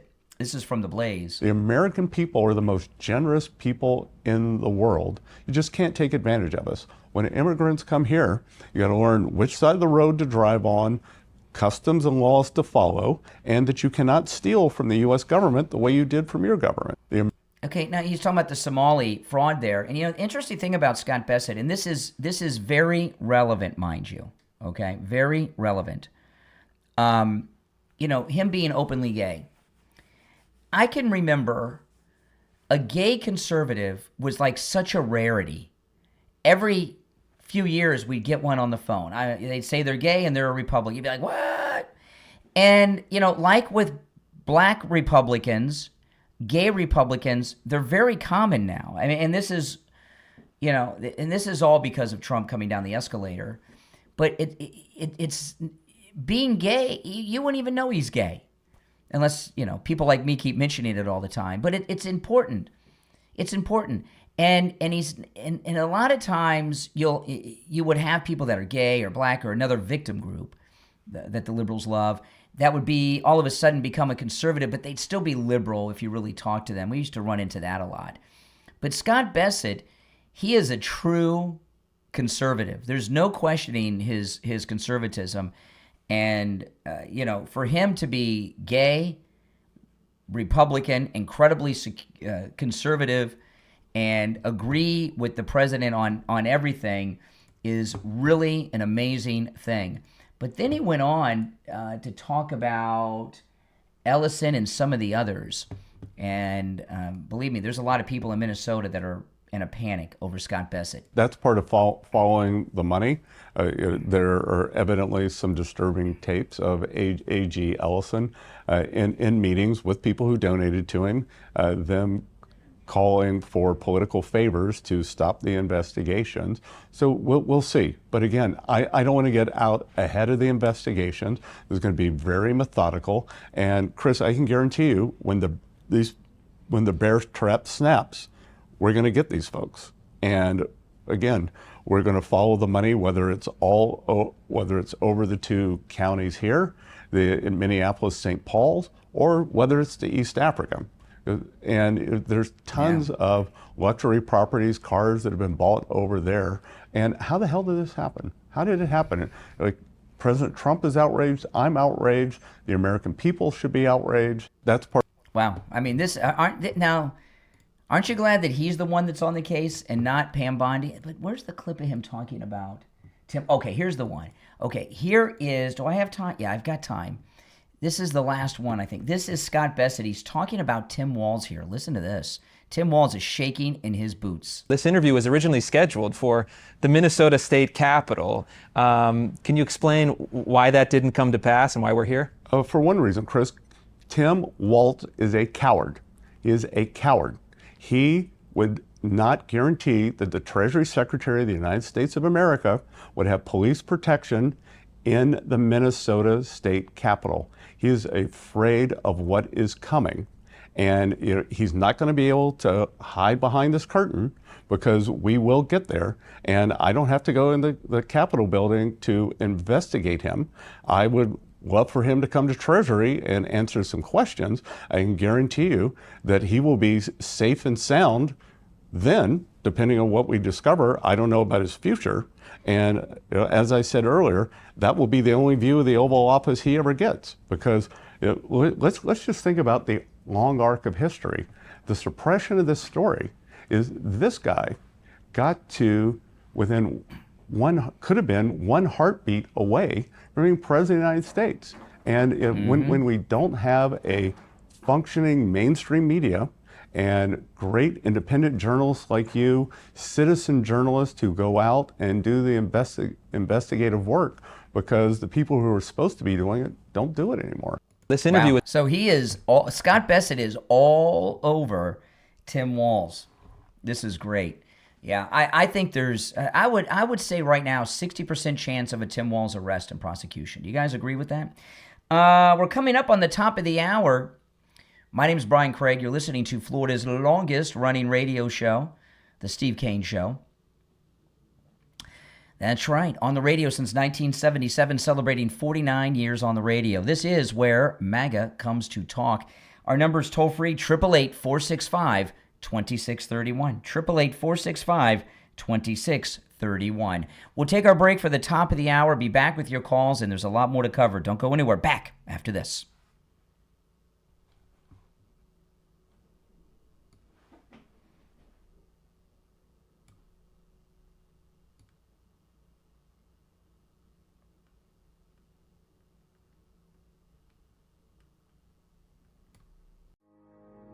Ever wanted to grab a text from a screenshot and send it without having to log into a site or app that's plastered with ads? Free text from image.com keeps it simple. No sign-in, no faff. Drop a pic, copy the words. Try free text from image.com.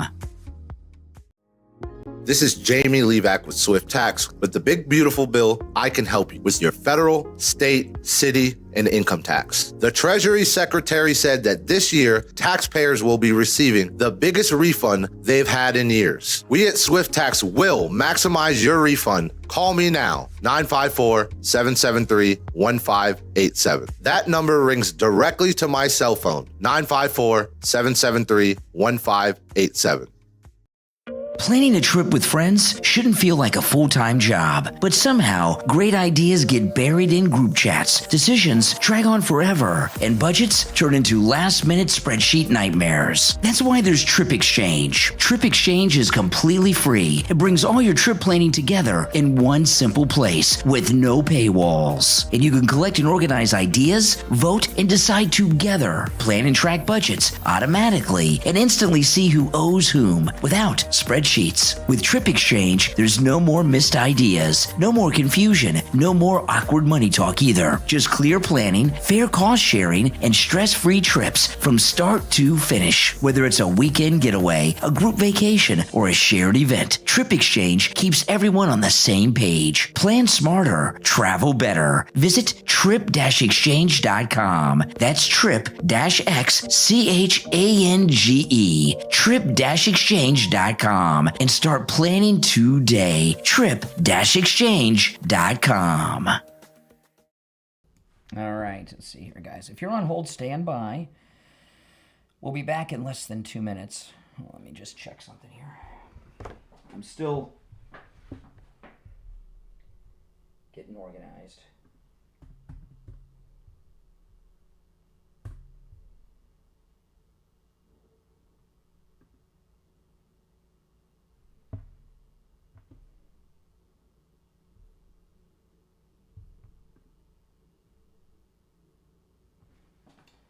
All right. If you're on hold, stand by.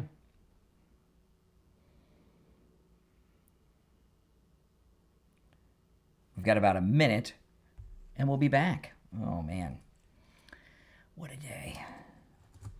Show's flying. We're 90 minutes in already.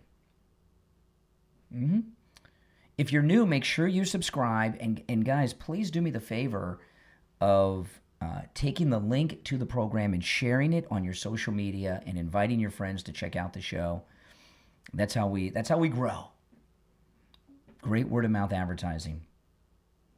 That's right.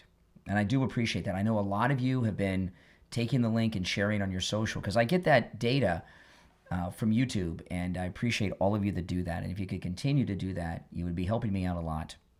All right, we've got about 30 seconds, and we'll be back. The number's toll-free, 888-465-2631,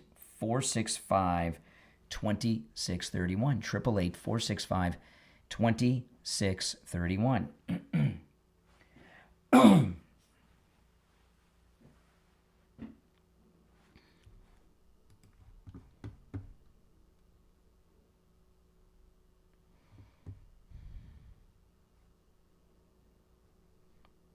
All right, we're back. The 7 o'clock hour has begun. If you're on hold, stand by. I want to bring up something off the politics, but very, very important. You know, Scott Adams, a lot of people know Scott Adams, the creator of Dilbert, and he's a well-known conservative mind.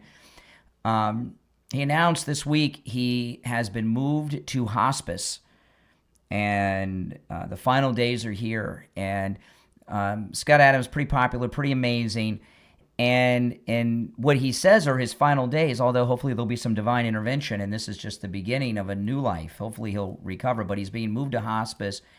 And he has been an atheist, and that's changed. Listen to this. This is a message that Scott Adams posted online. And I got to tell you, if I had a few days left and I'm in hospice, I don't know if I'd be broadcasting, but Scott Adams hasn't stopped. But maybe the videos that he's been doing, Scott Adams, are keeping him alive longer. Maybe it's giving him something extra. But here he is talking about coming to Jesus.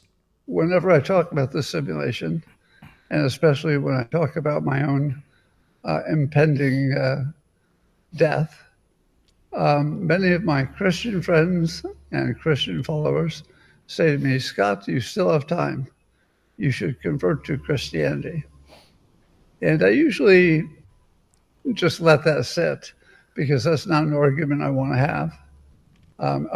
I've not been a believer. And but I also have respect for any Christian who goes out of their way to try to convert me. Because how would I believe you believe your own religion if you're not trying to convert me? Yeah. So I have great respect for people who care enough that they want me to convert and then go out of their way to try to convince me. So you're going to hear for the first time today that it is my plan to convert. Awesome. So I still have time, but my understanding is you're never too late. Mm-hmm. And on top of that, any skepticism I have about reality would certainly be instantly answered if I wake up in heaven.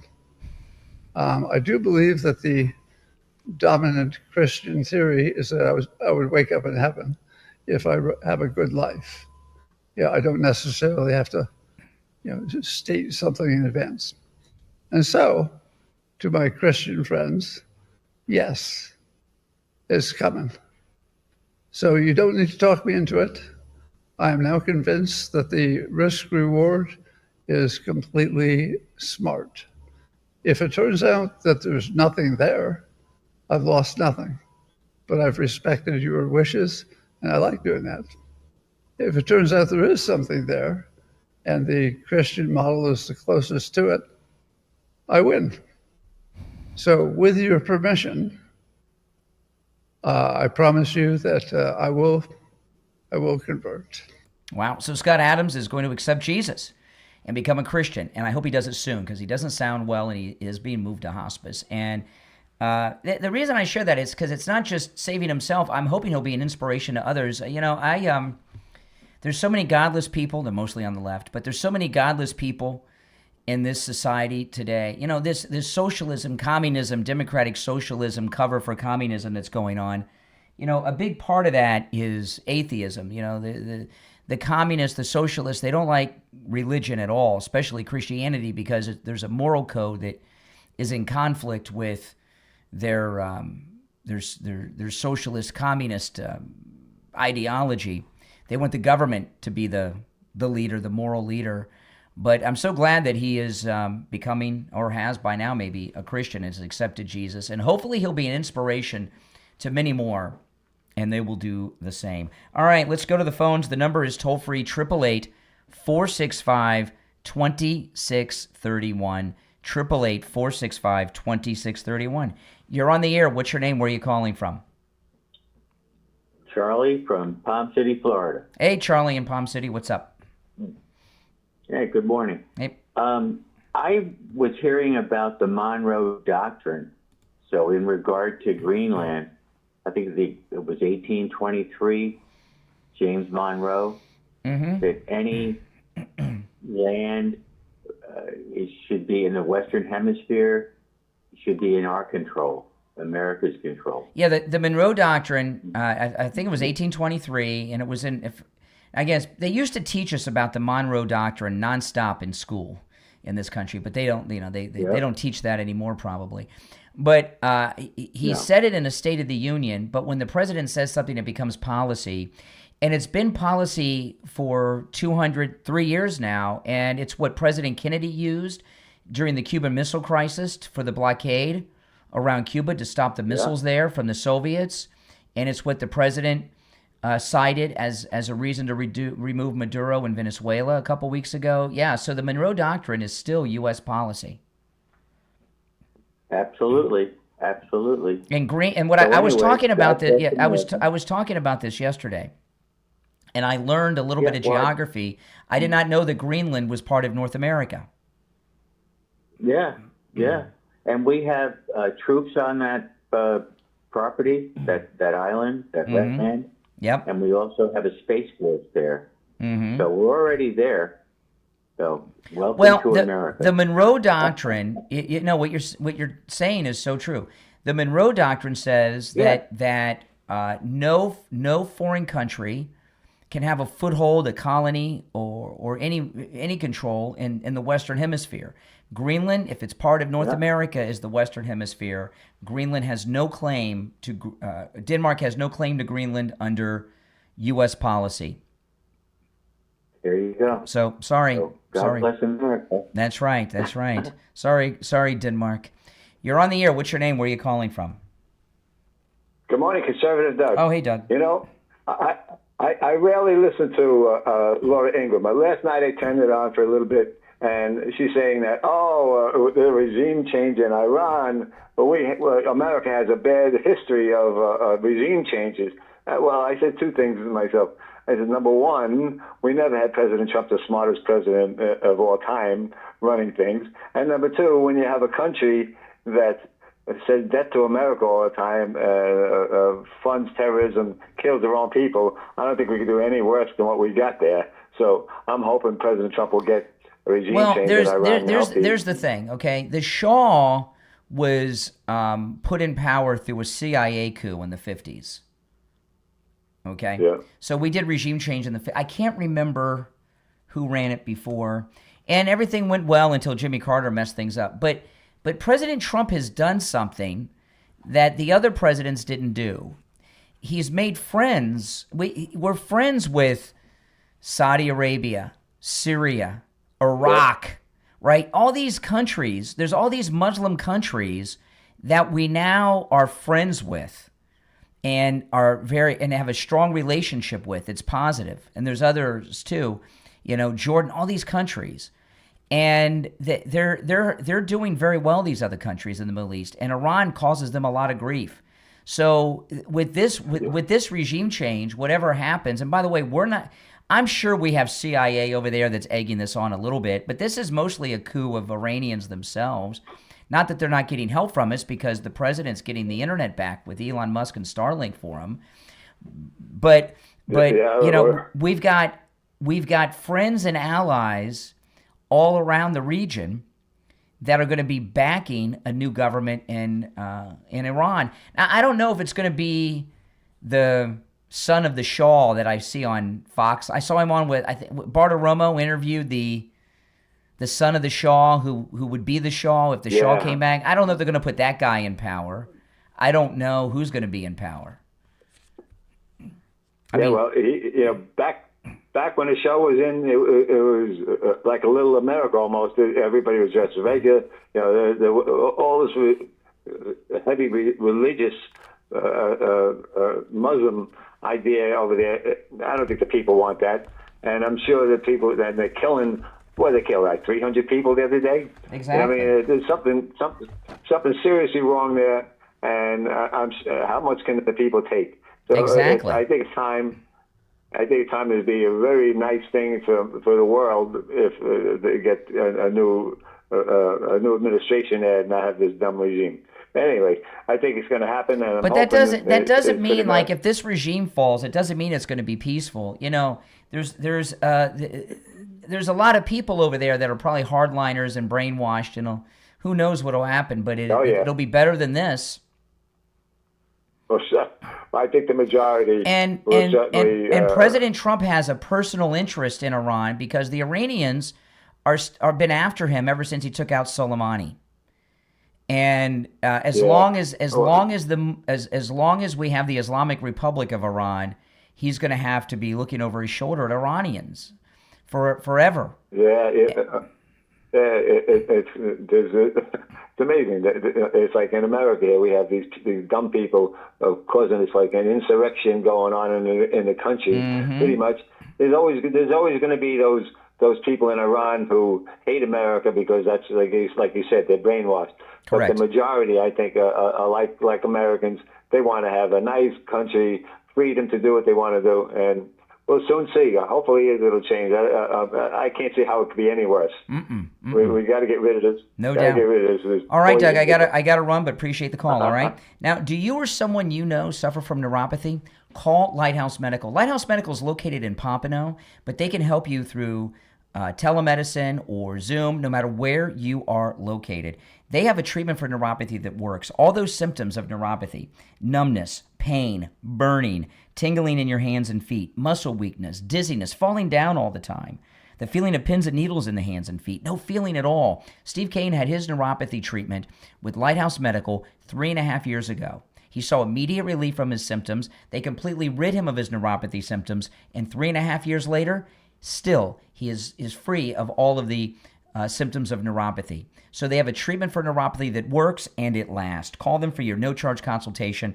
Lighthouse Medical is 754-222-6642. 754-222-6642. That's 754-222-6642. And online, lighthousemedicalcenter.com. We'll be right back.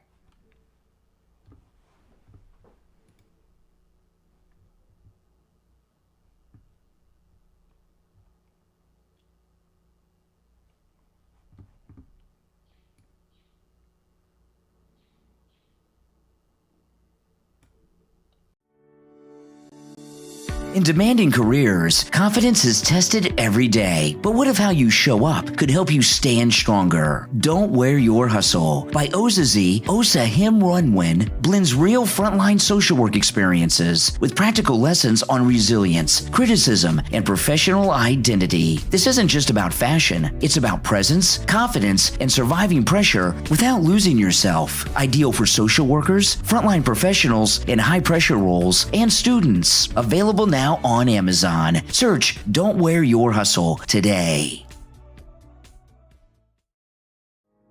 This is Jamie Levac with Swift Tax. With the big, beautiful bill, I can help you with your federal, state, city, and income tax. The Treasury Secretary said that this year, taxpayers will be receiving the biggest refund they've had in years. We at Swift Tax will maximize your refund. Call me now, 954-773-1587. That number rings directly to my cell phone, 954-773-1587. Ever wanted to grab a text from a screenshot and send it without having to log into a site or app that's plastered with ads? Free text from image.com keeps it simple. No sign-in, no faff. Drop a pic, copy the words. Try free text from image.com. All right, we'll be back shortly. If you're on hold, stand by. Let's see here. We'll be back in about 90 seconds. I'll take some more calls. I've got some more things to share and a lot to cover. Oh my goodness, a lot to cover. Yeah, if you want to call in, the number's toll free. It's pinned in the live chat, 888-465-2631. 888-465-2631. That's right. Oh man. Okay, about a minute and we'll be back.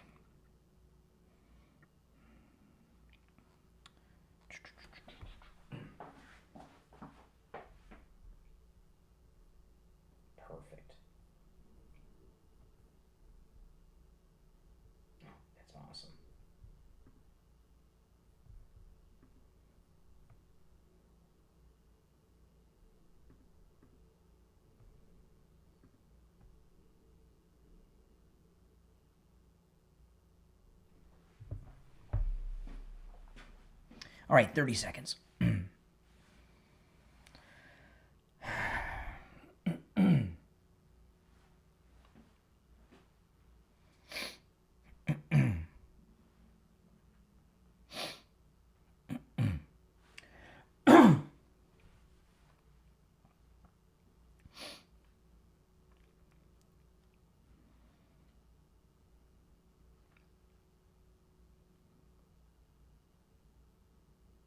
Welcome back, everyone. I'm Brian Craig. It's the Steve Kane Show, Florida's longest-running radio show on the radio since 1977. Welcome, one and all. Callers on hold, stand by. If you'd like to call in, the number's toll-free, 888-465-2631. Just a word of caution. You know, there's going to be a lot of anti-ICE protest around the country. You know, in Boca on Saturday, there was a big one. They say 500 people showed up. And lunatics, okay, Democrats, listen, don't go to these. Don't go to these. stay away from the anti-ICE protest. The anti-ICE protests are honey traps. They want MAGA people to go there and get in a confrontation. Don't do it. There was a confrontation at the one in Boca over the weekend. There was a guy who said he was a firefighter, most out of shape firefighter I'd ever seen, and a guy knocked his helmet off his head and he got arrested. This is what they want. They want to instigate. So if you hear about, because people ask me about these things sometimes, or sometimes they'll DM me and say, oh, there's this protest. I told this to people during the Tesla protest and the No Kings. And I know some of you may say, well, you go, Brian. Well, I go to cover it, and I do go to these things sometimes. I did not go to the anti-ICE protest on Saturday, but, I've gone to the Tesla protest, the No Kings. I have a history of going to protest and covering them, but it's part of my job is to cover these things. But I don't always go to them because there's been some time I've had bad things happen at some of these things, and I'm pretty smart on how to handle myself, But stay away from the anti-ICE protest. If you go and they know that you're MAGA, they're going to try to get you to act out, and don't put it past them to create the incident. They even got an ICE officer, out there in Minneapolis, this Renee Good thing that we've been talking about. So don't go. All right, now, believe me, there's going to be more, and that goes for the upcoming No Kings. Do not go to any of these things because the Democrats are getting desperate right now, right? They are desperate. One of the reasons they're so desperate right now in Minnesota, it's not the typical desperation that the Democrat Party is fading away from existence and relevancy. What's going on in Minnesota is their money's getting cut off. So that's what has them melting down. And I wanted to play, this is the lieutenant governor, I want to play this, of Minnesota, who's running for the United States Senate seat in Minnesota. She, a week or two ago, made a video where she was in a hijab with some Somali people. Here she is talking about the Lincoln Riley Act. Way back at the beginning of this second Trump administration, the very first vote that was taken under this Trump administration was for the Lincoln Riley Act, which strips immigrants of due process. Minnesotans deserve better. Our immigrant neighbors deserve better. Okay, the Lincoln Riley Act. Lincoln Riley, she was murdered by an illegal from Venezuela, and he was trying to rape her. She stopped him from raping her, but she lost her life. And I've mentioned many times, when I was a kid, there was a friend of mine who was murdered by two illegals here in Florida, in Belglade. It's something that's been going on forever. And before the Lincoln Riley Act, nobody came in and did anything about it. Nothing. And, this lieutenant governor who's running for Senate in Minnesota, it's so bizarre to me that these Democrat women parade around thinking they're feminist. And believe it or not, they think that they are feminists who fight for women's rights. The only right they fight for is the right to have an abortion. Here we have women, not just American women, also Latin American women, who are being victimized and raped multiple times on these walking caravans to America. They get brought into this country and put into sexual servitude, which is sex slavery. And they're defending the animals that are doing this, including the Maryland man who was working as a human trafficker, transporting illegals across the country. That's where we got that video from the Tennessee Highway Patrol? He was trafficking humans there. That's slave trafficking. These people, they are not what they think they are. And it's really a shame. And you think about poor Lincoln Riley, young girl going to school to be a nurse. Her whole life was taken from her. Her parents will never have grandkids. She'll never have kids, never got to marry, everything. And she's not alone. There's many others. And to see a female self-appointed feminist tell you that law was a bad law. It was a law to punish people that are committing the worst crimes you can commit. Murder and sexual assault. It doesn't get worse than that. You're on the air. What's your name? Where are you calling from? Good morning, Brian. How you doing? This is Ronnie Dick W. from West Palm Beach, Florida. Hey, West Palm. What's up? Everything? Doing well. How are you? I'm doing okay. A question. I came in on the tail end of the gentleman that you was referencing. He was an atheist, I do believe. You said Scott Adams. I think he was an atheist. He accepted Jesus in hospice, so I'm just assuming he's an atheist. Yeah. Okay. Well, he's a Christian now. Mm-hmm. Okay. Was he an atheist all his life like that? I don't know his whole bio, but he was not a believer in Jesus. He wasn't a believer in Christianity, and now he is. Okay. That he's on his deathbed. Okay. Well, that's a pretty profound thing to look at. I look at it. Well, nobody really connects the dots, but I look at it like this here. The Lord will hold you for what you have done, all of us, not just him, but all of us. And the thing is, the most profound thing that he said, you cannot deny his existence. Now, if this gentleman denied his existence the whole time and now he's on his deathbed seeking forgiveness, that's great. That's good. I pray to my Father Almighty that he allows him in. Absolutely. But can he clean up the damage he has done to make other people believe in what he has done, what he's believed? See what I'm saying? Oh, you mean like if he was? Well, I mean, look at Paul. Paul, is, I mean, people can have conversions and do terrible things and become Christians. I mean, well, that's true. But Paul was converted at a stage where he was able to do stuff. You see what I'm saying? But Scott Adams is famous. He's the creator of the Dilbert cartoon. So he's famous. Mm-hmm. He put this video up, and how many people have heard it, right? I mean, I played it. Many people are going to hear it. Heard it on the radio, online.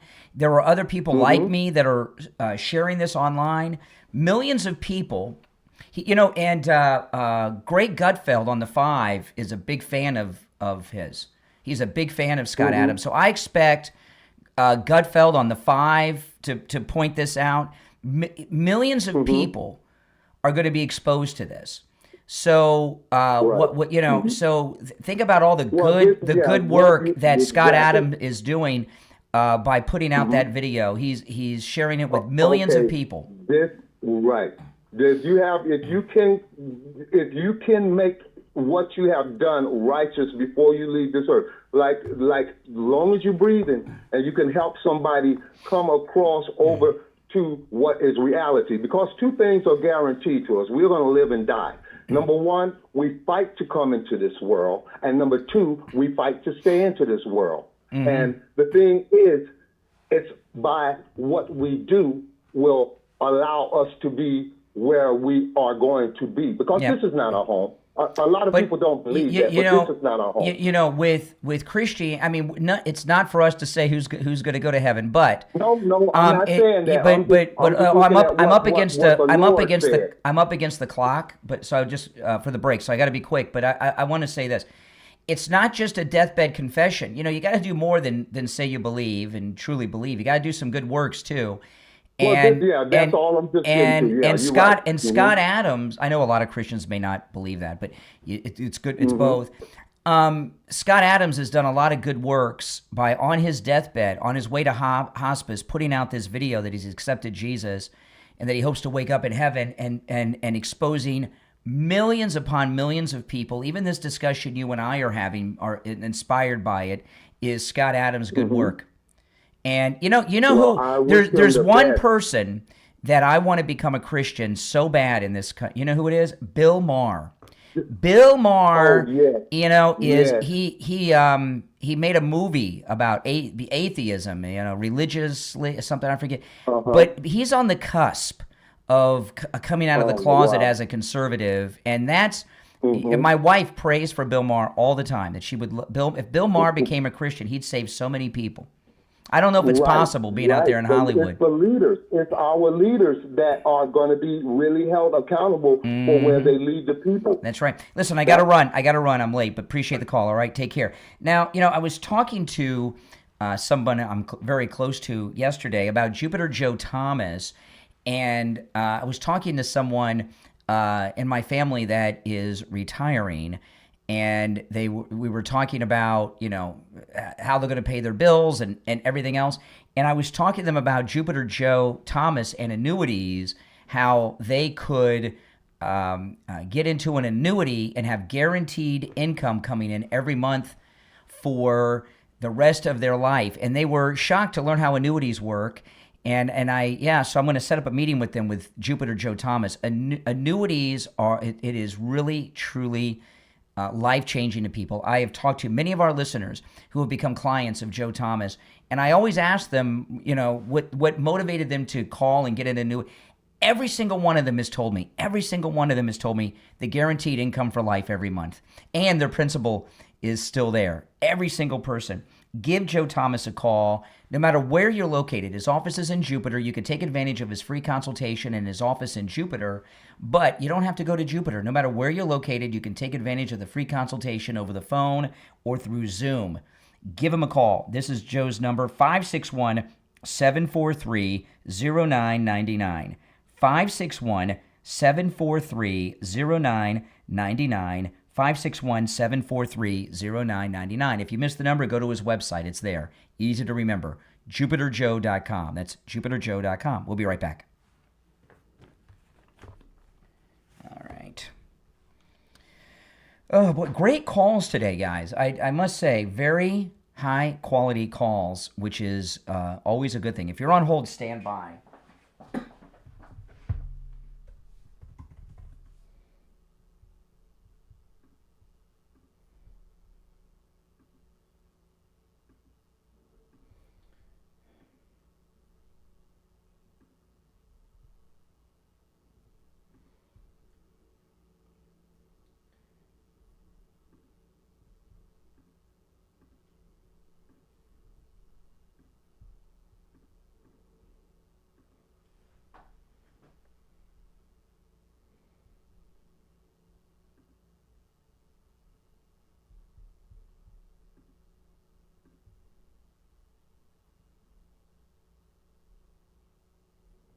That's okay.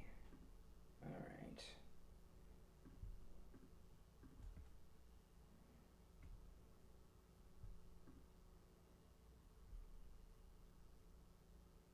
Perfect.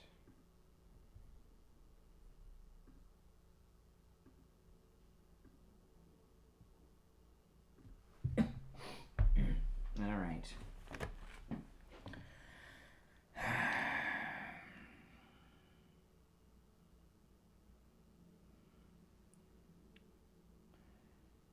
Oh boy, we're going to be back quick.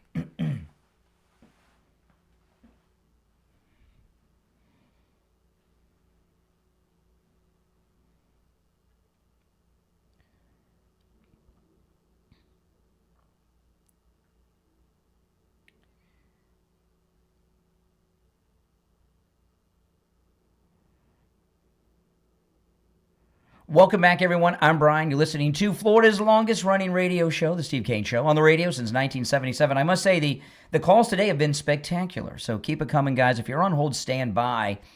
I wanted to share this. Greg Bovino, the Border Patrol commander, who's a really super cool guy.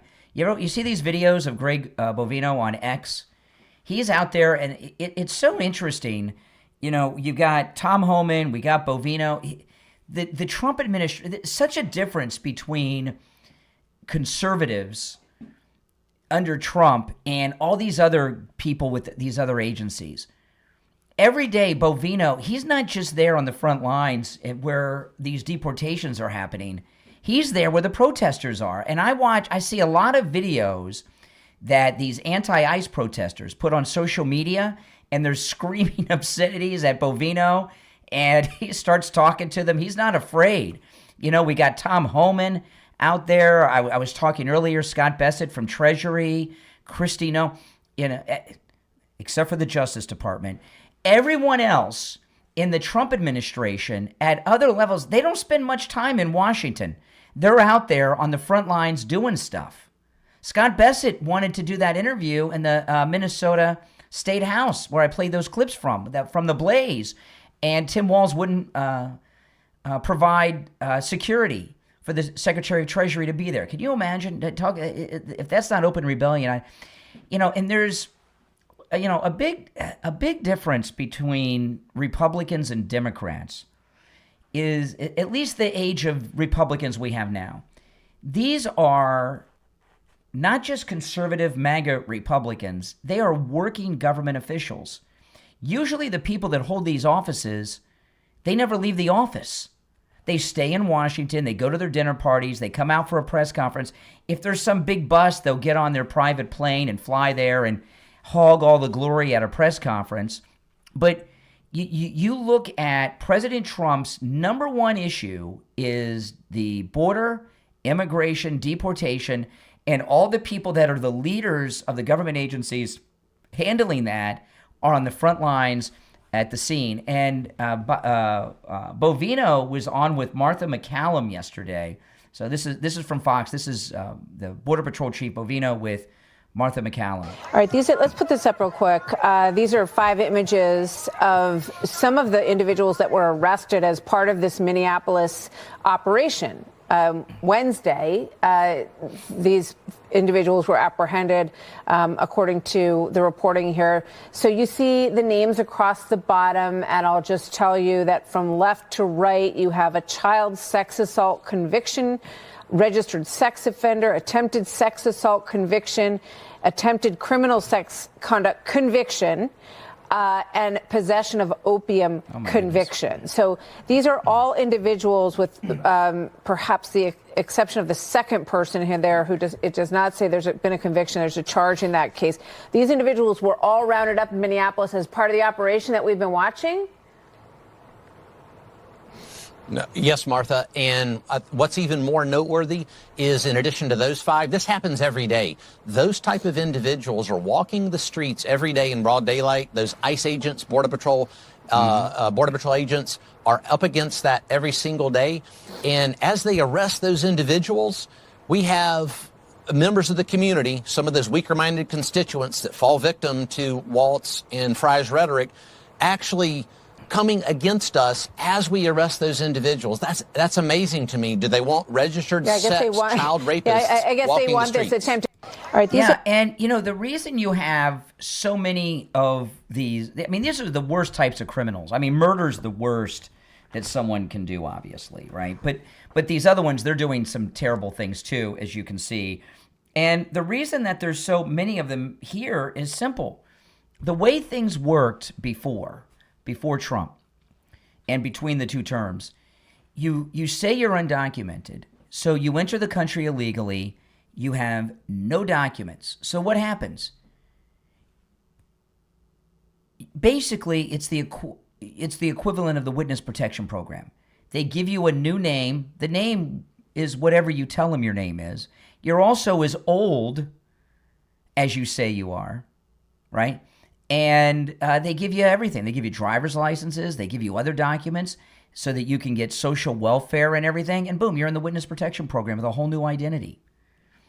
And you're a criminal in your nation of origin. And criminals, especially the perverts, what do? They reoffend. And it's like in the old days of the Wild West, when the posses were coming after the train robbers, they'd go to Mexico. Now the opposite is true. They come from south of the border, from south of our border to the northern border for them, and they get set up in a whole new life.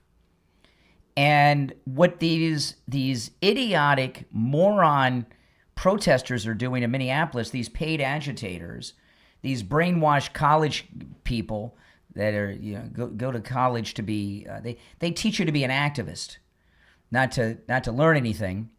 They're really aiding and abetting the worst of the worst types of criminals to flee, right? They see ICE, they follow them around, they honk their horns, they blow their whistles. It's hard for them to the ICE agents, unless they're in an unmarked vehicle, and even then it's difficult. I got a guy. I have a lot of cops that live in my development, and some of them, they all have take-home cars, and some of them have the unmarked vehicles. You can tell a cop car, even if it's unmarked, a mile away. I don't know what it is about. They have the dark tinted windows, or those little tiny funny hubcaps or something. You can always tell. And when you get close, you can see what's on the dashboard. So they get behind these ICE officers. They start blowing the horns on the cars, their whistles, they're shouting and everything else. And these sex offenders and killers and everything else that Bovino and his guys are after, they're alerted and they run. They know the cops are coming. They can't sneak up on them. And even if they're in a deep sleep with the whistles and the horns honking, they're letting them go. And they're letting the worst of the worst go to do what? To go, escape and go and reoffend and commit assaults on other women and children. For the life of me, I just don't get it. Bill O'Reilly was talking about there was a rebellion during the Vietnam War with the Vietnam War protest that was similar. Yeah, but, and that was bad, okay? The Vietnam War protests were bad. This is worse because we're living through it now. But at the time, even though I wasn't alive for most of it, and the little that was left when I was alive, I was in diapers, while they were helping the communists in Southeast Asia and Vietnam with some of their rhetoric, they weren't helping people here on the streets of America like these people are doing. We didn't have Vietnamese rapists, drug traffickers, and murderers throughout the streets of major American cities that were being alerted by the Vietnam War protesters. Those were mostly draft protests, if you think about it. So this is what these protesters are doing is 100% criminal. You could not go around alerting criminals. I remember once, a couple years back, I come home from the radio station, and I pull into my development, and there were cops, weapons drawn. There were 5, 6, 7 cops lined up, one behind the other, walking down the sidewalk on the first street in my development. And they had a no-knock warrant for somebody on the street in my development. And I came to find, because I was talking to a buddy of mine who's a cop that lives on that street, and they told him what happened. This loser kid in his 20s was living with his mom, and he was dealing drugs. And his mom turned him in. She couldn't get him under control. And what would have happened if I would have gotten in front of that house and started honking my horn, alerting that guy that the cops were down the street with their no-knock warrant, with their guns drawn? You know what would have happened? I would have gotten arrested. And it would have been the right thing for them to arrest me because I'm obstructing justice. And by the way, all these liberal ladies running around, they're stalking these ICE officers. Stalking is a serious crime. I've been stalked by listeners in this audience more times than I can remember. And being stalked is scary and destructive. They're stalking these officers around the city. They're alerting violent felons that they have warrants for, that Johnny Law's getting ready to come in with his no-knock warrant. And if that's not obstruction of justice, I don't know what is. They certainly could be arrested and charged with these things. And since these are federal agents, it's got to be a federal crime. I want to talk about the new offer from Sloman. Sloman's Home Security is offering a free home security system with free professional installation and 24/7 central station monitoring. You get all that for just $24.95 a month for 5 years. All you got to do is call 833-283-5050. It's a free home security system and free professional installation, absolutely free. Your Sloman's home security system includes a touchscreen keypad, 3 door or window sensors, a motion detector, notifications, and remote keypad access so you can check in no matter where you are in the world. Give them a call right now, 833-283-5050. 833-283-5050. That's 833-283-5050. We'll be right back.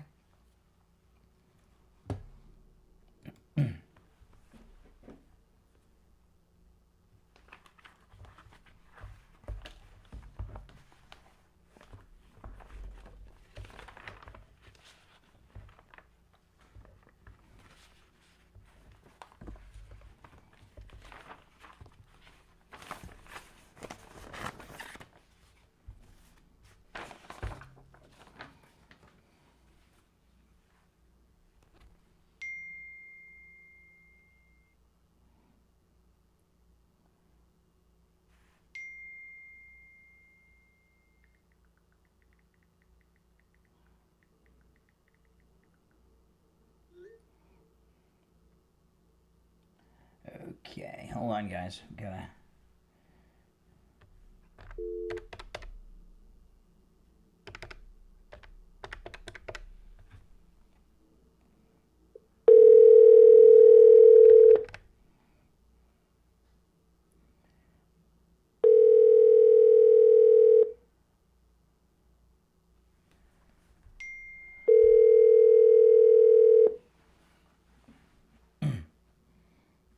Your call has been forwarded to. Oh no! Hold on, I got a call back. Oh no.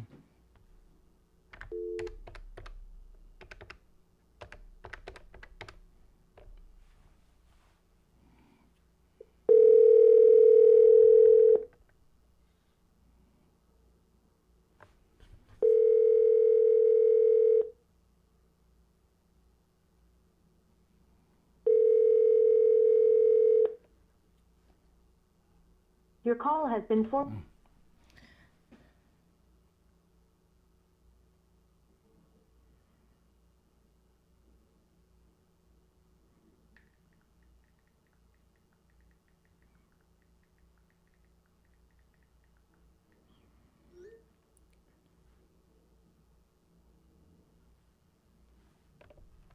All right, we're back. I'm Brian Craig. It's the Steve Kane Show, Florida's longest running radio show. I was just talking to Tom Laporta during the break. We were texting from Laporta Roofing. And he was talking about the flashing of the lights, right? I was mentioning this the other day on the program, and I don't see people do this so much anymore. But in the when I first started driving in high school, you would be driving down.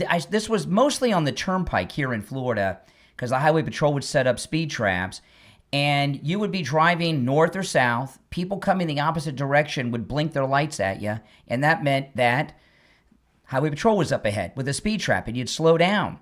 Well, at some point, that's illegal in Florida. They passed a law that making that illegal in the state of Florida because you are obstructing justice. I don't know what the penalty is, and I haven't heard it talked about. I remember when it first became law. It was in the news a lot and people were talking about it. And it was a long time ago. And come to think of it, I don't see that too much anymore. The people blinking the lights for the speed trap up ahead. When I used to drive to the Keys, I'd see this a lot when I would drive down 75 to Homestead and all of that to the Keys back in the 80s and the 90s. But people don't do that so much anymore because it's illegal. And alerting the cops is illegal. You're obstructing justice. Absolutely. You're on the air. What's your name? Where are you calling from?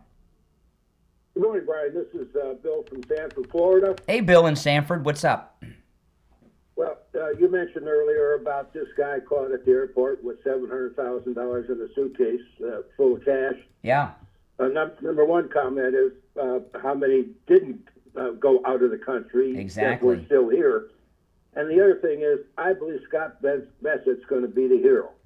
I think he is going to, his forensic audit is going to find a common denominator throughout all the states that are doing this and how they're laundering the money.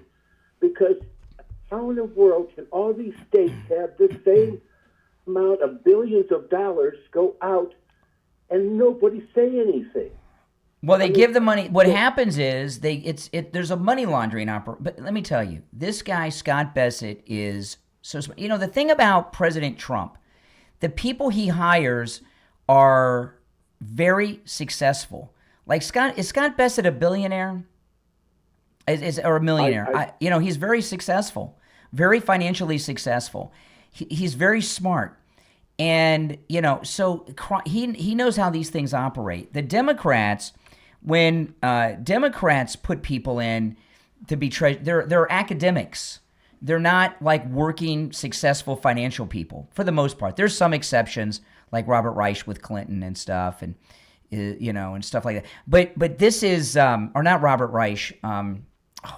Who was Clinton's Treasury Secretary? He was a friend of Steve's. Remember Rick Siderman on the radio? His cousin was the Secretary of Treasury under Clinton. I can't remember his name. But anyway, they mostly hire academics that don't know how to do anything. That's why they're academics. And President Trump brings in people that actually are competent. So Scott Bessett is all over Minnesota, and he's pissed off at Tim Walz. Well, I bet he's all over all of them too.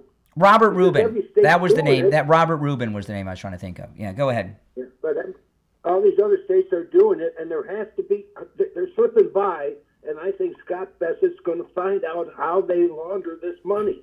Because you just can't take, I remember, if you deposit over $10,000 in the bank wants to know, where did you get it? Even as a business, where did you get it in the closing business? And we have to tell them.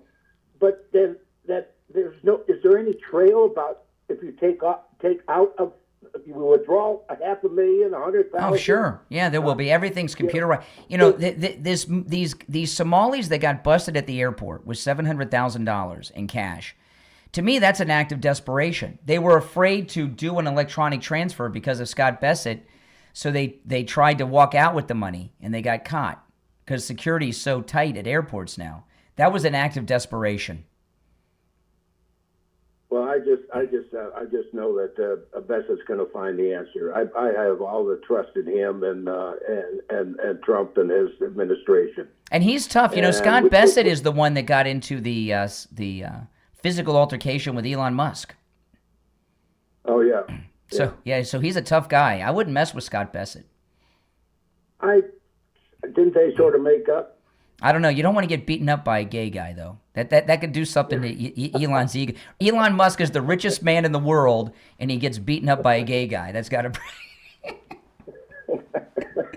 Well, I have hope. We'll put it that way. I have hope that this is going to Didn't Elon have a black eye? And he said his son did it. Yeah. He's wearing because he was wearing those dark glasses. You couldn't tell, but yeah. Mm-hmm. So, but anyway, Trump's going to be on it, and Bassett's going to be on it. It does look like Pam Bondi's completely sidelined. Well, I'm confused on Pam Bondi. I really am. There's a grand jury supposed to be going on in Fort Pierce. That's right. A grand jury was impaneled. I don't know if it was impaneled or ordered by the court yesterday in Fort Pierce, and it's a grand jury for Crossfire Hurricane and the break-in of Mar-a-Lago. And those of you in the listening audience that are in Fort Pierce, that's in our coverage area with our new radio stations, St. Lucie County. This is where Judge Cannon's courtroom is, and they got the conviction of the Trump assassin recently. That is the jury pool for the grand jury in Fort Pierce is the most MAGA jury pool that you could pull from. Well, if what's going to happen, that hopefully in this grand jury, I hope that's where Pam Bondi has been doing all her work for Crossfire Hurricane and Mar-a-Lago and everything in between. I pray that's the. I do too, but I see no indications of anything from Pam Bondi. But I don't. I hope you're right. She can't say what she's doing. That's the problem. Yeah, or she's got nothing to say because she's doing nothing. But Trump still wants her in, so I'll stay with Trump on this. All right, Sanford, Florida. Appreciate the call. Take care. All right, you're on the air. What's your name? Where are you calling from? You're on the air. Once, twice. All right, you missed your chance. If you're on hold, hang in there. This is Ro Kahana. What kind of name is Ro Kahana? Ro Kahana's talking about the ICE agents. It was a shameful act to kill a 37-year-old mom, leaving her 6-year-old boy an orphan. That's why I have called for the arrest and prosecution of that ICE agent. ICE has gone rogue. We need accountability. Jasmine Crockett and I have a bill to ensure that ICE agents wear Jasmine Crockett and I have a bill. You don't have to say anything past that, Ro Kahana. Body cameras, don't have masks, have visible identification, and make sure that they have oversight from the Justice Department. I also recently visited in California, the California City Immigration Detention Facility. I met with 47 detainees, and I was horrified by their condition. Some had rocks in their food. Some were shivering because they didn't have clothes, long-sleeve clothes to wear at night. And one gentleman who had blood in his urine had not seen a doctor for 7 days. I have spoken extensively about the conditions that violate human rights in that detention center. We need to hold ICE accountable, and we need to uphold human rights in ICE facilities. This is the time for Americans to speak up. The thing about the Democrats, they're always looking for a martyr, and they think they have one with Renee Good. They're trying to turn her into the new George Floyd. It's not going to work this time. You're not going to be able to turn. They think they can rally behind a martyr, say her name, Renee Good, like Breonna Taylor. Even with Breonna Taylor, I don't know why they had to do a no-knock warrant in that apartment building. Couldn't they have nabbed the boyfriend in the parking lot or something? I don't know. You had a case there you could argue and say, okay, Breonna Taylor, did they really have to do the no-knock? Maybe, maybe not. This was clear, and everybody's seen it. And so far as the conditions in these ICE facilities, if they're so abusive, ICE, why are they letting a government official, a member of the Congress, in there to see the worst of the worst? They could make it so that they didn't see anything bad. I question everything. The moment you say that you've got a bill that you partnered up with Jasmine Crockett, you've lost all credibility. All right, let's go. You're on the air. What's your name? Where are you calling from? Yeah, this is Richie. Oh, hey, Richie. Not for nothing. The United Negro Fund used to have a message out: "A mind is a terrible thing to waste." Yes. This Ro Khanna is just in a suit, a progressive communist from I believe India or Pakistan, and because he's got this smooth way of talking, he's full of crap. Yes. He's such a progressive garbage. This is a ruination of the country. What you see in this suit on the air right now is the biggest phony you ever saw in your life. They're all phonies. They live like multimillionaires, and they tell little people how to live. They're full of crap. I'm sorry to say that. And not for nothing, this whole thing is just a big scam on America. Any Democrat that calls in to defend any of these people, all of a sudden he's worried about the conditions of the detainee in California. How about the conditions of the people in the streets on drugs? How about the condition of Lincoln Riley? How about her condition, Ro Khanna? All of that. These are phonies. These are California phony. And he comes with Crockett, this racist. What are we putting in Congress, folks? We have to look at ourselves to see that we put these people in Congress manipulating people that are full of garbage. This guy's a manipulator. I see his face. I see him get on all these talk it shows shows. because But they're he's a at least they're letting the American people know who their constituents are. Illegals. Oh you don't hear the Democrats do anything to outreach to non-illegals. When's the last time you heard a Democrat advocate for an American? Never. Not anymore. Never. No. I mean, when was the last time Ro Khanna went down the streets of L.A. looking at the homeless tent and the Americans on the street that are on drugs and everything else? Now, he's worried about these immigrants in detention. You know why? Because he's a phony. That's right. Total phony. All right, Rich, I got to run. Thanks for the call. Now, guys, this is the year. You're going to keep your New Year's resolution to lose that weight with Coastal Weight Loss Secret. With Coastal Weight Loss Secret, losing weight, it is so easy. I dropped 21 pounds plus in just less than 3 weeks. I lost 25 pounds after 3 weeks. And then I lost a total of 37 pounds. And it was, boom, easy, just like that. Here's the best part. There's no pills, no injections, no surgery, no working out. You'll never feel hungry. I ate foods I would normally eat. And this is important because, I don't know, for a few months I've been in the maintain phase now. And I didn't even gain weight during Thanksgiving and the Christmas season. And I love Christmas and Thanksgiving.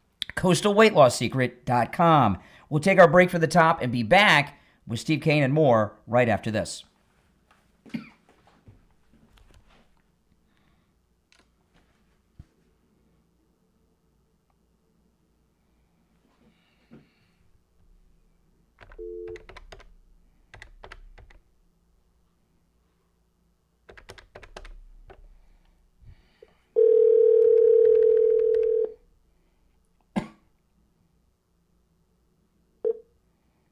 Hey, Brian. Hey there. Okay, hold on. Okay. Here you go, Stephen. Here you go. Hello. Hey, Steve, hold on. I got to put you on hold for a minute, okay? Hold on. Okay.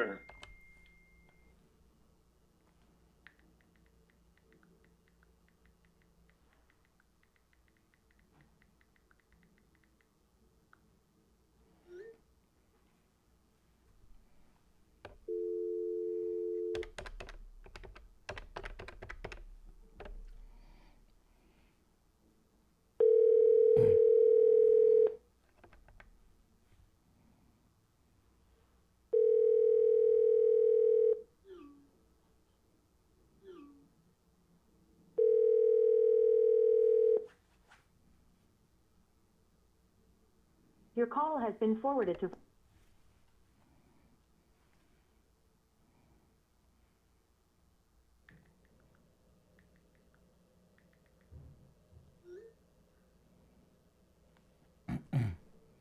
All right, you there? I'm here. Okay. Okay, hold on.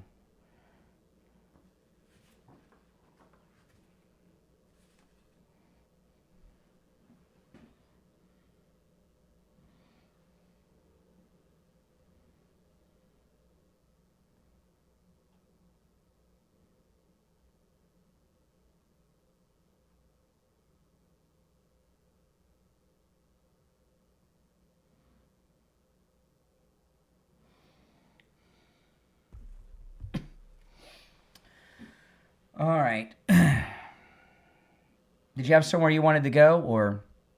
No, I'll just Okay. throw in. I'd like to, yeah, actually, there is somewhere I'd like to go. I'd like to talk about what's going on with Iran. Yeah, okay. That sounds good. You got anything to start that off? Uh-huh. That's the big story. Okay.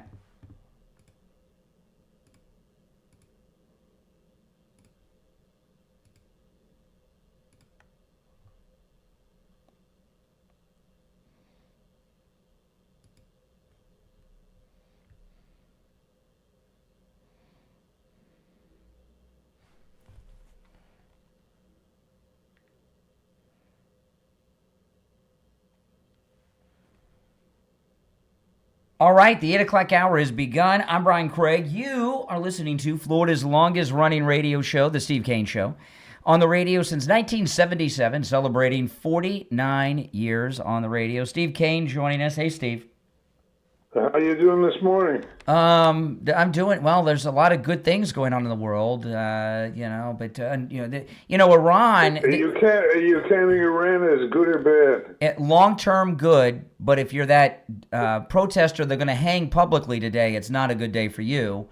But Iran has made a big mistake. I played a clip earlier. I'll just tell you about it. Bill O'Reilly is an advisor to President Trump. And he had and President Trump called him. He was on TV last night. Bill O'Reilly. He said President Trump called him, I guess, over the weekend, maybe yesterday. He was unclear when, but he was on News Nation last night, so it could have been yesterday. Well, that's a good advisor. I've got confidence in O'Reilly. And he asked O'Reilly's opinion on him intervening militarily in Iran, supporting the protesters. And Bill O'Reilly gave him very good advice. I thought it was very good advice. Bill O'Reilly, he said he thinks that the Ayatollahs are going to fall. He said intervene only if it's going to tip the balance in favor of the protesters and cause the fall. If it's not going to change anything that's going on over there, don't do it. So yeah, but I mean, I don't consider that shocking advice. That seems to me to be fairly obvious. No, it depends. They've got But they're going to fall. It's just a question of when. Well, but is it going to be now or is it going to be in 2082? You know what I mean? I mean, you could. Is that going to be with or without U.S. involvement? Well, President Trump did one thing yesterday that's a pretty powerful move. He by the way, he signed an executive order making English the official language just to tick off the liberals a little bit more. Oh, I love it. I love it. They hate that one. Hate that one. Yes. But no, that's the best. But another thing President Trump did is he said that any country that does business with Iran will have a 25% tariff on all products across the board. So that's That was a good one. That's better than a regular sanction. You know, these other presidents do sanctions and they're meaningless, right? You know, but that's a real sanction because these other countries don't want that 25% tariff, and I'm assuming that's on top of whatever tariffs they have now. I don't know. Well, I perused the Post this morning. There didn't seem to be any updates on it. But I think I think Congress is getting. Don't you think Congress is getting a little overly tough with our president? Yeah. Last time they had a vote, they reined him in. I think there was 14 votes, Republicans voting against our president. Yeah, yeah. But I mean, what's he going to do with that? Well, they're many hours ahead of us in Iran, but I haven't seen anything that this has happened yet. But President Trump told Iran that if they act out against the protesters, he's going to do something, and they're not going to like it. And we just took out that reactor. Well, but this is the problem. He's been saying this for a while now, and the last couple of things he said, he's promised he was going to.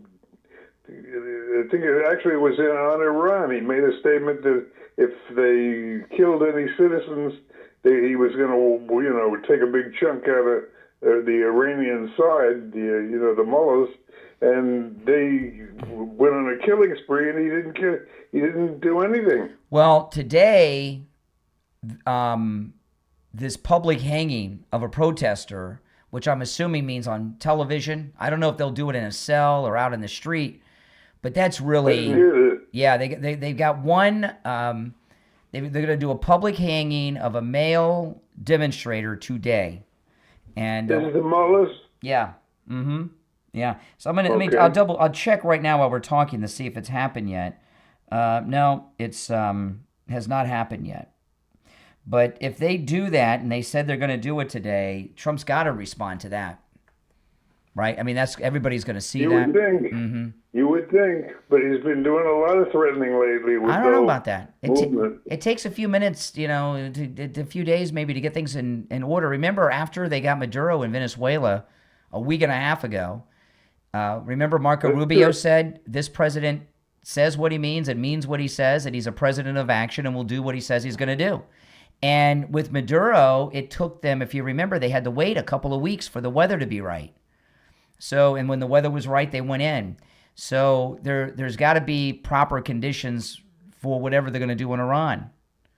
But if they go forward with this public execution, there will be a meaningful response from Trump. It may not be immediate. Was it an American, they say? No.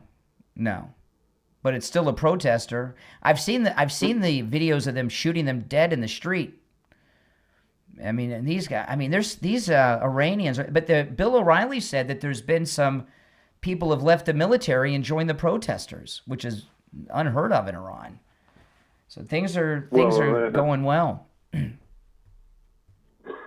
But a public hanging. That's what the guy they arrested.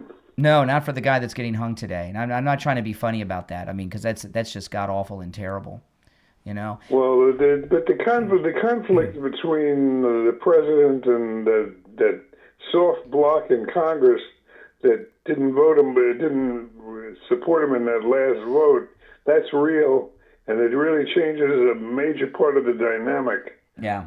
I mean, because he's going to have to be a little more careful now, and that's not his natural inclination. No, but I'll say that if the hanging goes through today, and I don't see any reason why it wouldn't, because they've been promoting it, and they're very far ahead of us, so it could happen any minute. If it happens, then during the show I'll let you know. Hopefully it doesn't happen at all, but don't mistake if there's not an immediate response from the United States, don't mistake that as inaction. Whatever response they're going to do, they have to do it right. This thing with the weather they were waiting for in Venezuela probably had something to do with that new space-age laser beam heat weapon or whatever the heck that was that they used. We took out like 40 guys with this weapon doing nothing. They've got these special space, so maybe, they may have to wait a few days or maybe a week or two before the conditions are right for whatever move they're going to make. But I totally expect President Trump to do what he says he's going to do, because if he doesn't respond after the public hanging, they're going to lose fear of him, and it's going to get worse for the that dissidents. That would be my thought. That would be my thought. I mean, but they are out of the Iranians are crazy. They're fanatics. Yeah, they are. But it's sad what's going on. But hopefully, it ends well in the end. You know, we'll see. Well, as long as you're living in the United States, it's going to end well. Mm-hmm. Yep. Well, listen, if you'd like to call in and share your thoughts, the number is toll free, 888-465-2631. 888-465-2631. It's a toll-free call, no matter where you are listening. And the other place where things are getting really hot is in Minnesota, because Minnesota is in open insurrection against the federal government right now.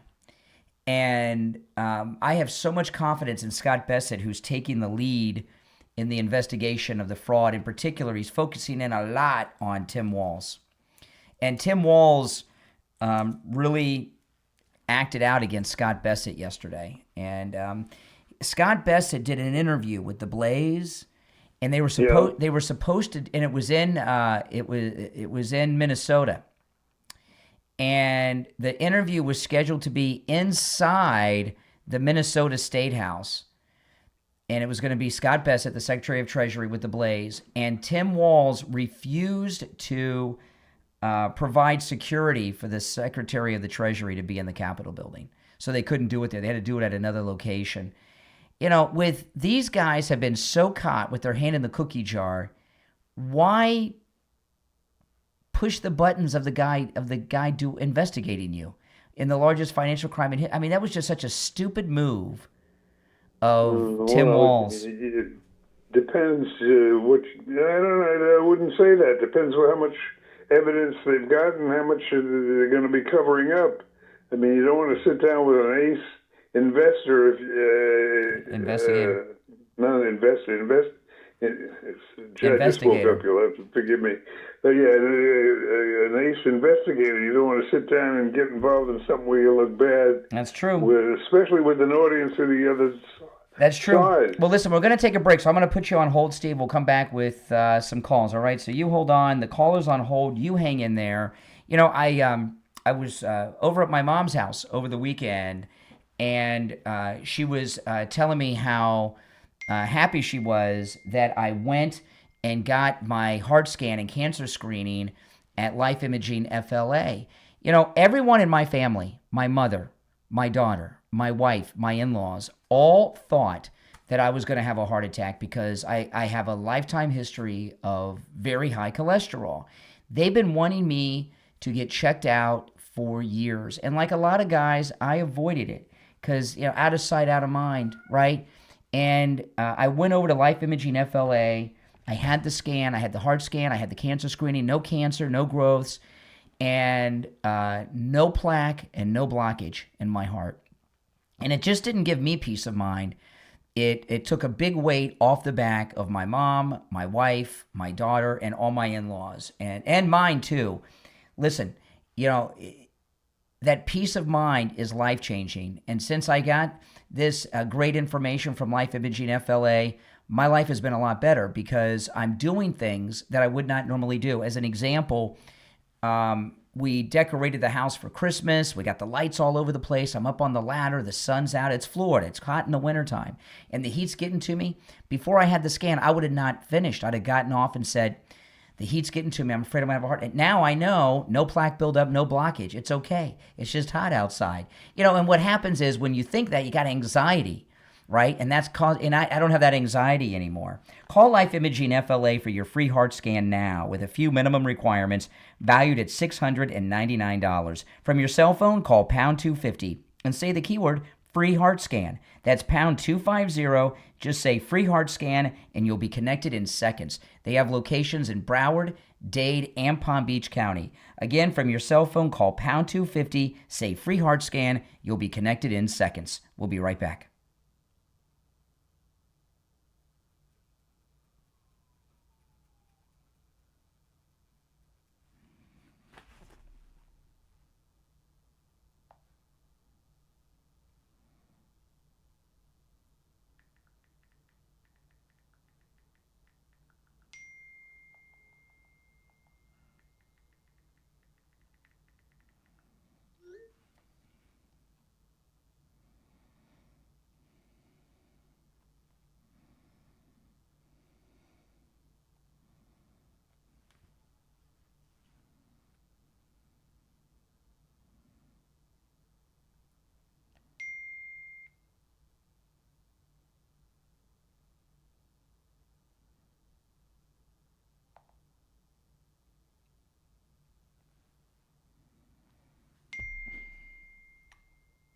Okay.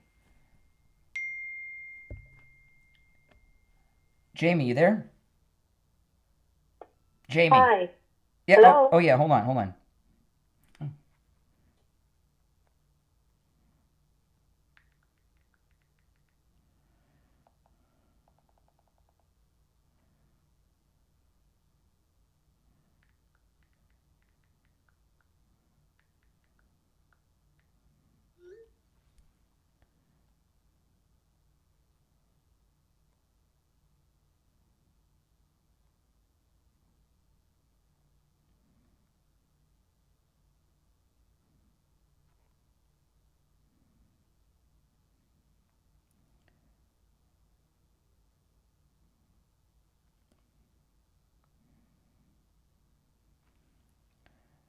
Steve, you there? I'm here. Okay, we got about a minute. Hold on. I'm just...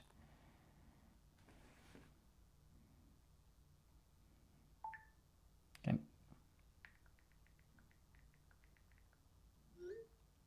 Okay.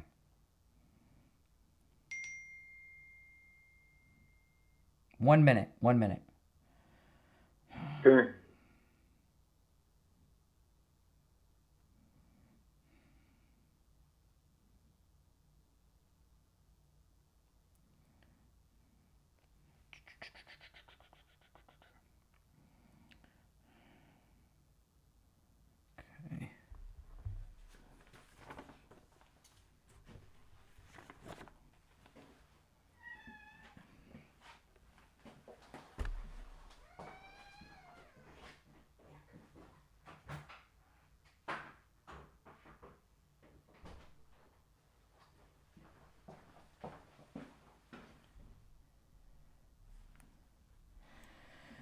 All right, here we go.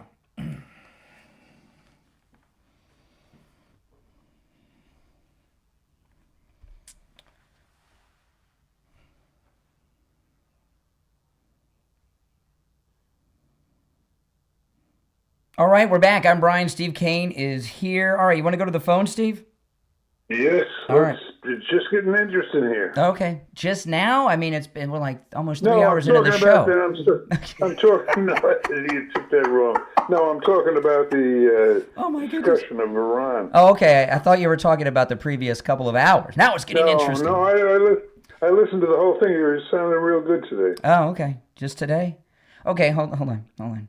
See, I could Forever and ever. I could take any compliment and turn it into a slight. People that know me will tell Yes, you. you can. Hey, you got to have some hang-ups or you don't have an interesting personality on the air, right? Okay. Exactly. Let's go. You're on the air. What's your name? Where are you calling from? Good morning, Brian. It's Rebecca from Plantation. How are you? Rebecca in Hello, Plantation. Rebecca. What's up? I have 2 points. The first one is easy. The second one, you might disagree with me a little bit. So how do these Somalians get to Minnesota? Can you guys hear me okay? Yeah. How do they get to Minnesota? Okay. How do they get to Minnesota illegally? They're on the other side of the world.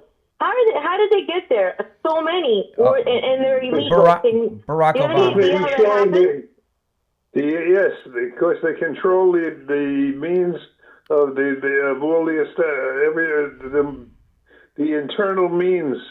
They own the what am I trying Well, to say? I can give you a more direct answer. Benny Johnson did an incredible piece a couple weeks ago on the history of Somalians in America.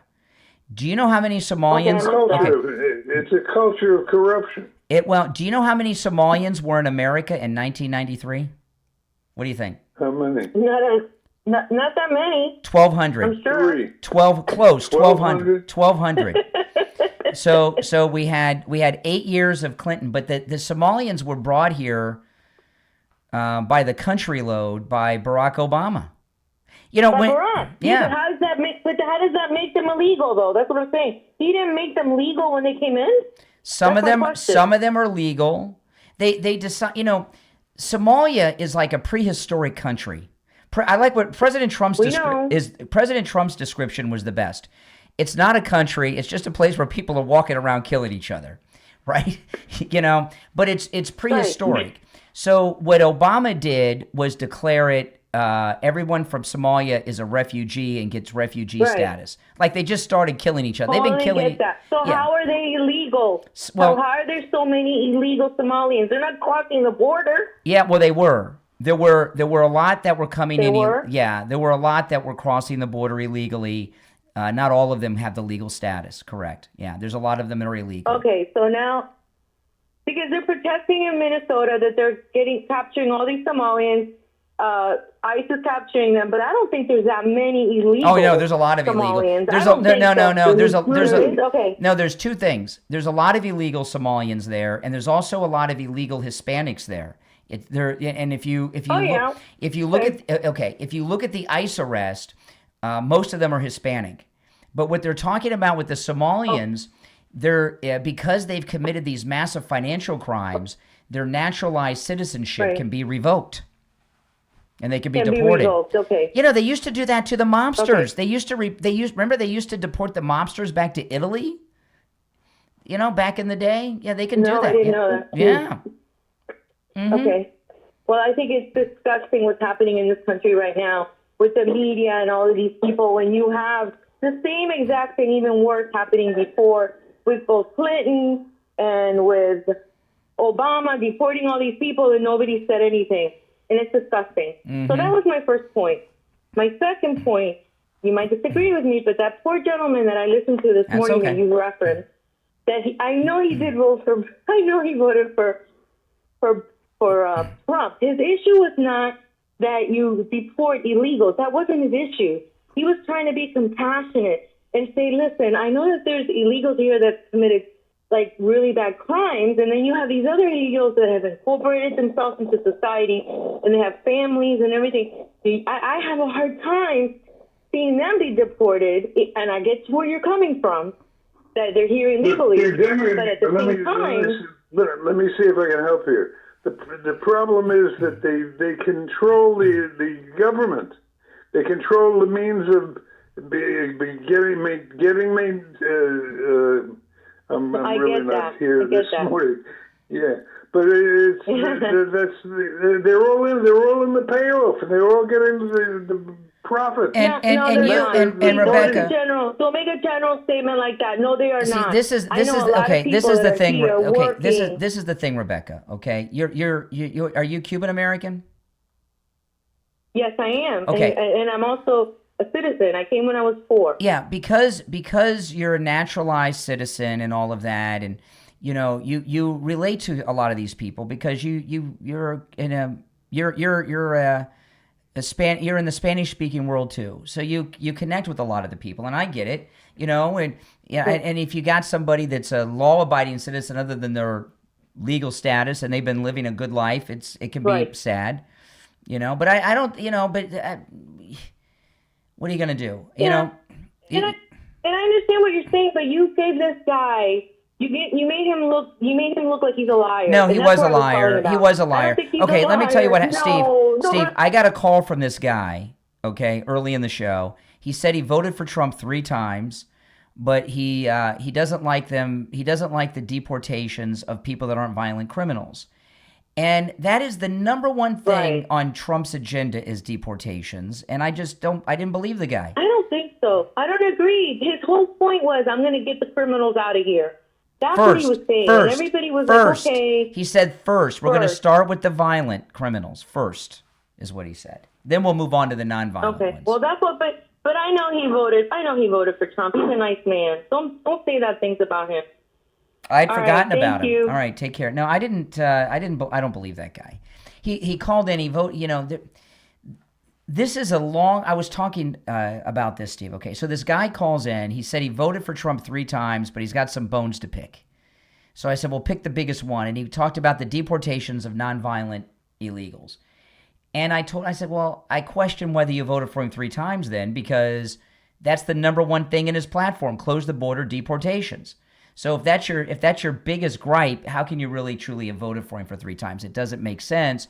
And I was talking about Democrat callers have a long history of saying they're lifelong Republicans who voted for Republicans, but whatever is the big issue of the day has finally woken them up, and they'll no longer vote Republican. right? We used to hear this with Bush, used to hear it with Reagan, both Bushes, and I just no, that's a new tactic to you guys, but it's an old tactic for us. Steve, can we talk a little bit about Wings Plus in Coral Springs? Oh yeah, I can always talk about Wings Plus. That's for sure. Yeah, most of the time, Steve and I we're in different locations and stuff, but from time to time we have to get together, and we usually meet at Wings Plus. When we have to get together after the show or something. Exactly. And I go on weekends a lot because again we were winding down towards the end of the season, which is Super Bowl. But it's a great place to watch sporting events. Yes. And a lot of people do. It's where the politically elite meet. Yeah. And we've been eating it. What did we figure the last time? Over 20 years. I remember they catered. We did an all night, like 12-hour broadcast during the 2010 election, and they catered it.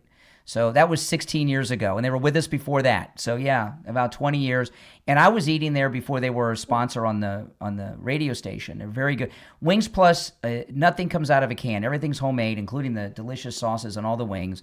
They're located in Coral Springs, about a mile west of University Drive on the south side of Sample Road. When you stop in, make sure you tell them you heard about them on the Steve Kane Show. All right, we'll be right back. All right, I'm going to put you on hold, Steve. Hold on.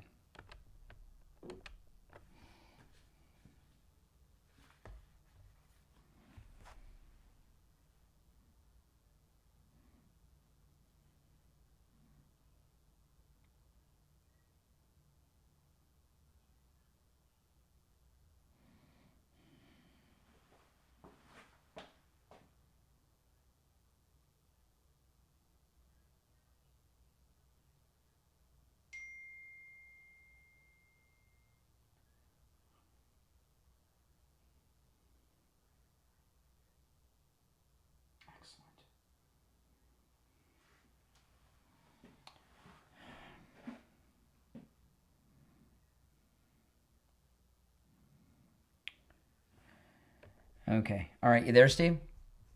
Yes. Okay. Having a little problem with my voice here. Well, so am I. I've been talking. I've been updating all our spots, and the breaks are their proper times. I've been making them all 30s and 60s. So the that's break what you got to do. The break times are much shorter now. Okay, hold on.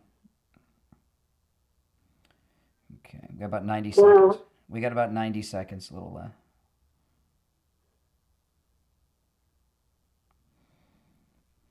About a minute. Good.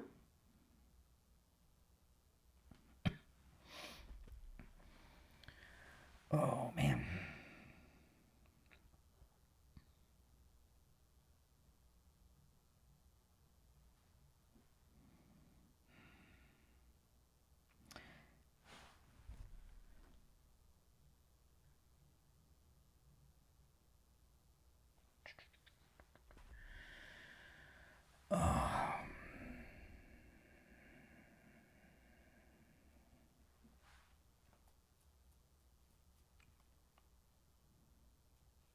Okay, 30 seconds. Okay.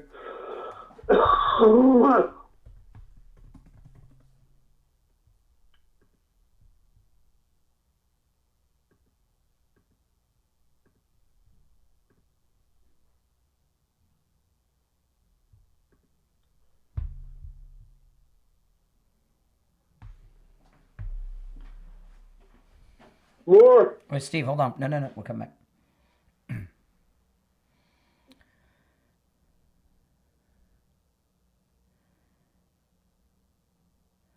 All right, we're back. It's the Steve Kane Show. I'm Brian Craig. Steve Kane is here. Let's go back to the phones. You're on the air. What's your name? Where are you calling from? Adam from New York. Hey, New York. Hey, good morning, Brian. I don't know if you saw the head coach, Steve Kerr, from the Golden State Warriors. He said some negative stuff. I believe it was yesterday. Mm-hmm. What did he say? Take a look at it. You want to tell us since we're on the radio? And that's what we're doing? Yeah, tell us. What did he say? What did he say? If you give me a second, I'll tell you. He is anti-Trump, and that basically it was like this is. I'm sorry, I'm on a speakerphone. I can hear you. It's fine. Okay. You're doing good. Keep going. Basically, Trump was. Watch your language. He like anti-Trump this and anti-Trump that, and so I looked him up over, and he's not even an American citizen. He was born in Lebanon, Beirut, Lebanon.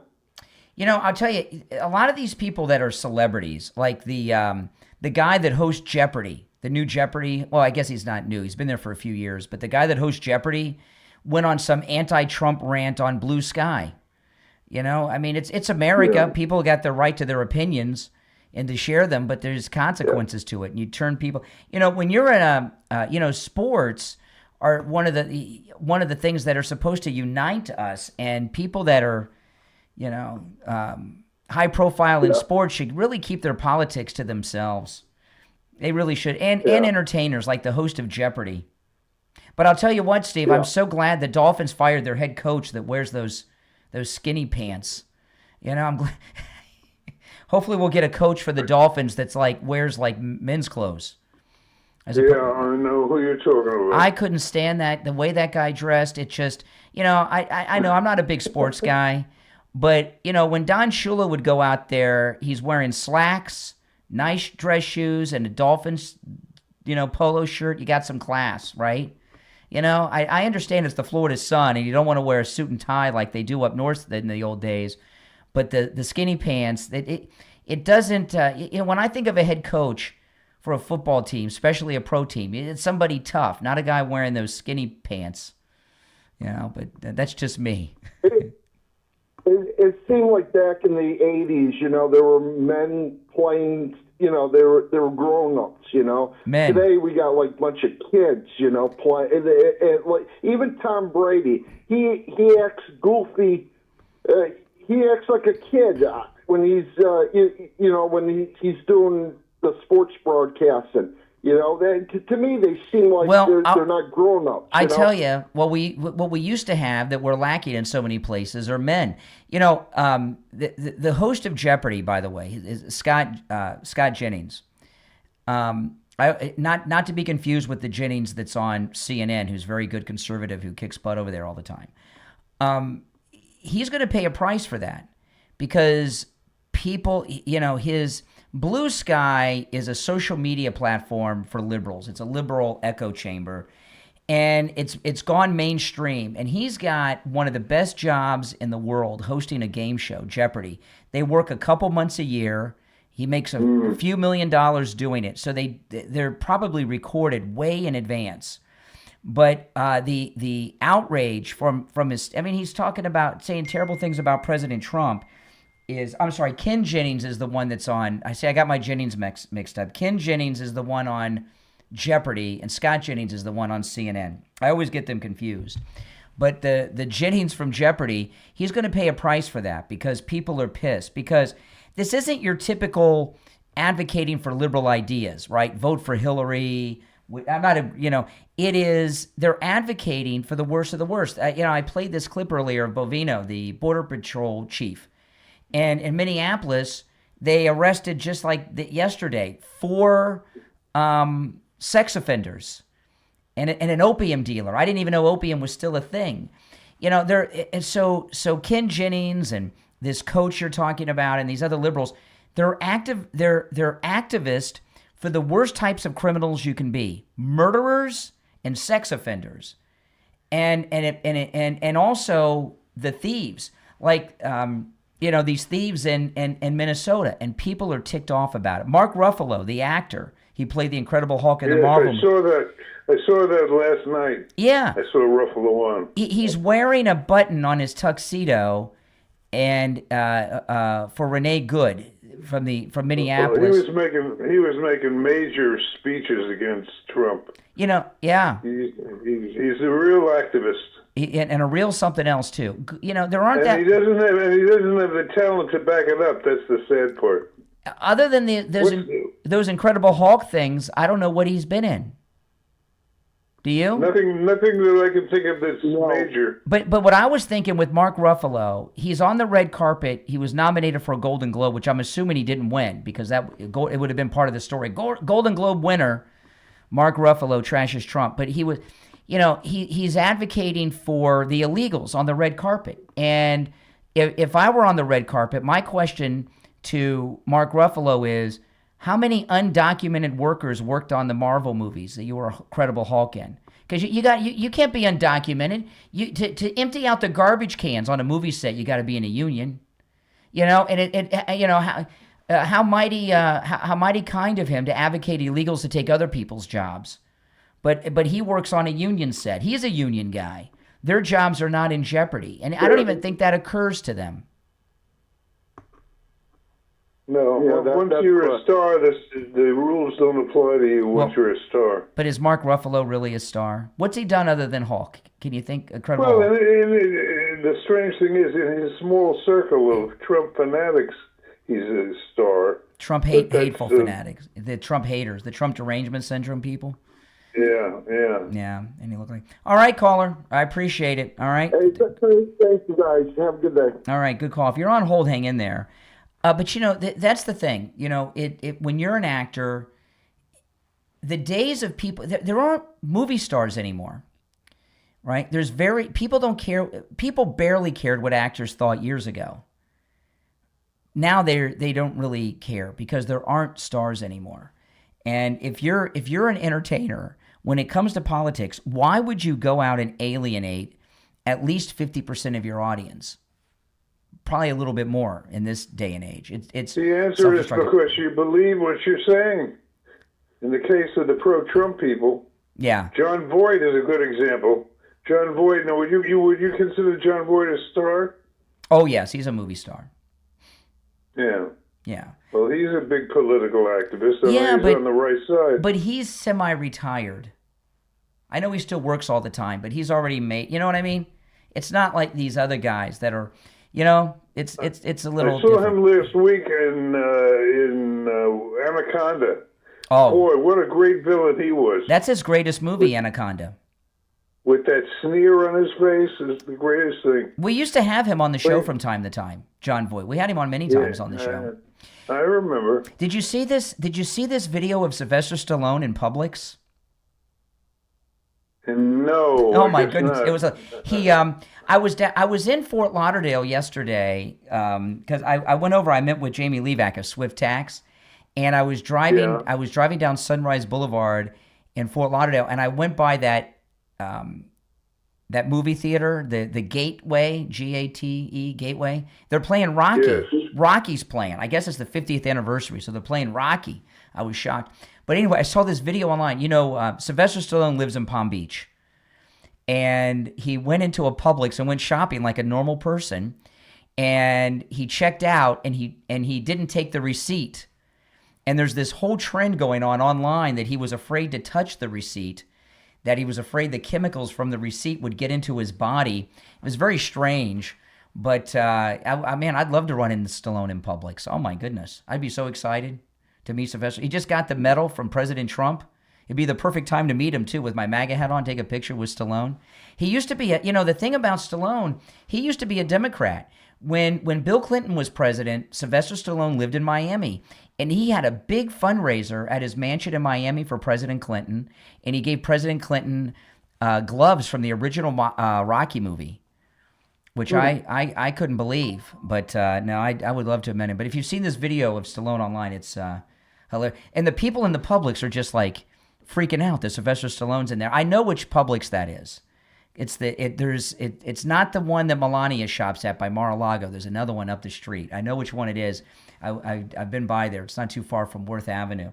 All right, now listen, we're coming up on a break in a few minutes in the Gold Report, and if you're on hold, hang in there. Our number's toll-free, 888-465-2631. It's a toll-free call no matter where you're calling from. And I'm sorry, Steve and I have been jibber-jabbering and ignoring you guys on hold. You want to take another call or two before the Gold Report?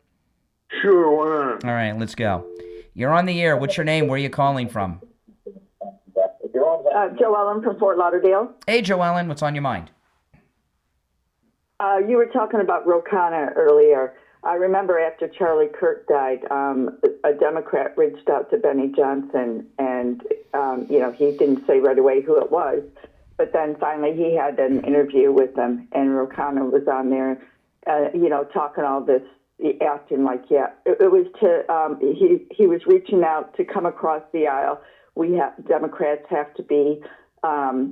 Stop all the rhetoric, but he's also talking about Republicans. So anyways, as he went on, he was spewing all this crap. I think Benny Johnson was really excited that somebody was coming across the aisle, but it really turns out, I think Benny Johnson realized that he was full of crap as well as what you're talking about. You know what Ro Khanna, whatever his weird name is. Oh, yeah. You know what he is? He's a clout chaser. So he did that because Charlie Kirk was a popular thing at the time. So now this is popular. So he's on the bandwagon. I mean, he's a con man. He's a con man, an opportunist. You could tell right away. Yeah, he doesn't care about any of these people. So I don't know if it went any further than that, or if he still, has those feelings. But no Democrats are coming across the aisle. That's for sure. Democrats never come across the aisle. Not really. Fetterman. I would say Fetterman. Fetterman is up for re-election, and Pennsylvania is Republican now, and he's sounding reasonable to try to get that union vote that voted for Trump. He sounded reasonable for a long time. Don't be unfair to him. No, I don't agree. I don't agree with that. I think he's just pandering. I don't trust him. I want a Republican. Well, yes, Republican, yes, but I think he has been common sense. I don't know because senators for a while. See, senators, they got that 6-year run. So they get in, they don't worry too much. In the last couple years, they sound reasonable the last year or two before they got to run again. I don't trust Fetterman because Fetterman, you guys forget what Fetterman was like when he ran. He is nasty, nasty liberal. Yeah, but that's a while back. 4 or 5 years ago. Yeah. Yeah, but he came out before it was popular. Mm. Yeah, he's really withstood a lot of crap from his party. So, maybe it's all fake. I don't know, but I take him at his word, really. Never trust a Democrat. I really think Never trust a Democrat. Yeah. All right, listen, we got to run, Joel, and thanks for the call, all right? Okay. Now, I want to talk about Jupiter Joe Thomas. There's somebody in my family, I don't want to say who yet, because I don't know if they want the people to know that might be listening. But there's someone in my family who's just retiring, and they were, getting their finances together and their income. And I was telling them about Jupiter Joe Thomas and annuities, how they can get an annuity and have that guaranteed income every month for the rest of their life. Joe Thomas calls it mailbox money. And when I told them about it, they're like, wow, that sounds amazing. So I'm going to set up a meeting with them and Joe Thomas. Jupiter Joe Thomas, he offers free consultations, which you can take advantage of in his office in Jupiter or over the phone or through Zoom. And he's really amazing. Listen to this. He has over 30 years of experience in retirement and financial planning. He's also a 5-time qualifying member of the $1 Million Roundtable, achieved by fewer than 1% of all financial advisors in the world. So he's a top man in the financial advisor industry, and he's offering you a free consultation. Take it. It's a very valuable consultation, and he'll put together a custom proposal just for you based on your situation and goals. 561-743-0999. 561-743-0999. And if you missed the number, go to his website, jupiterjoe.com. We'll be right back. All right, I'm going to put you on hold, Steve. We'll be right back.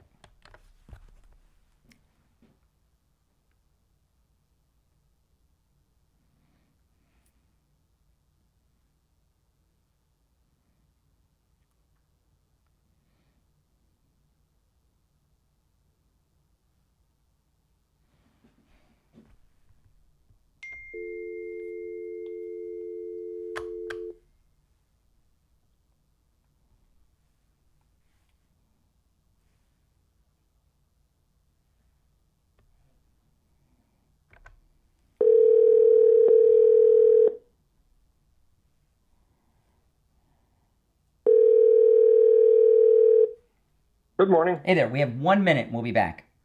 All Okay. right, so stand by. I'm going to keep you on. Hold on. I'm going to convert Steve. All right, Steve, you there? Yes. Okay, we got just less than a minute. I got William here conferenced in with us. Less than a minute. We'll be back. Great. Hey, William. Hey. All right. Oh, boy.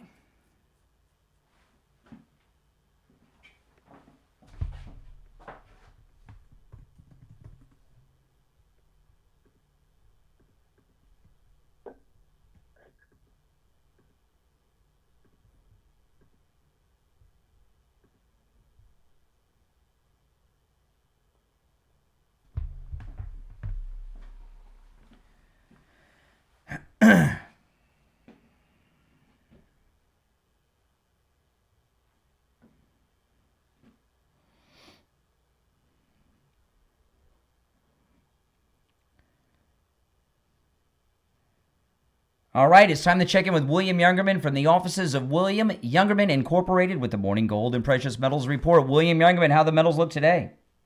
Metal's looking amazing today also, Brian. Yesterday's gains were amazing as we broke through all barriers and took gold all the way up to $4,597.70 the ounce, which was up $88 yesterday, $88.90.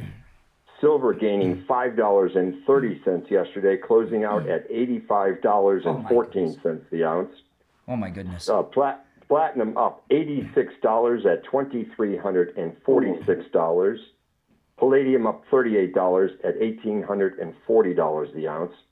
Overnight, we saw gold trade in the range of $4,573 on the low, all the way up to $4,620, I guess now. $4,618 gold right now, $4,618. That's up another $20.30. Silver up another $2.51 right now at $87.65 the ounce. Bank of America, I am told, came out with a statement that they said that they could see silver hitting $300 an ounce going forward in the future. Platinum up $39 right now at $23.85. And palladium up $30 at $1,870 the ounce. So here we are, gold $4,618 and silver closing in on $90 an ounce. Well, I don't remember the exact number of silver. I remember, Steve, you and I, when we first met William Youngerman, buying silver for like $11 an ounce, something around there. You know, I can't catch my breath. I can't believe these prices. It's unbelievable. What was platinum again? How much was platinum yesterday? What was it? Platinum. What's platinum at, William? Platinum was $23.46 yesterday. It's $2,385 an ounce Oh my today. goodness. Well, I was going to ask you until that last part. I was going to ask you, when it comes to silver, do you recommend hold or sell? And I think we're on a buy recommendation on silver. Yeah, silver is still, you've got to hold it. I mean, you just have to see where this goes. If you've had a position for a long time and you want to take a little profit off the table, there's nothing wrong with selling into a rising market like this. But nobody knows where this is going. But it looks like, and here's the key to this. This is just not a silver and gold scenario. Copper is over $6 now.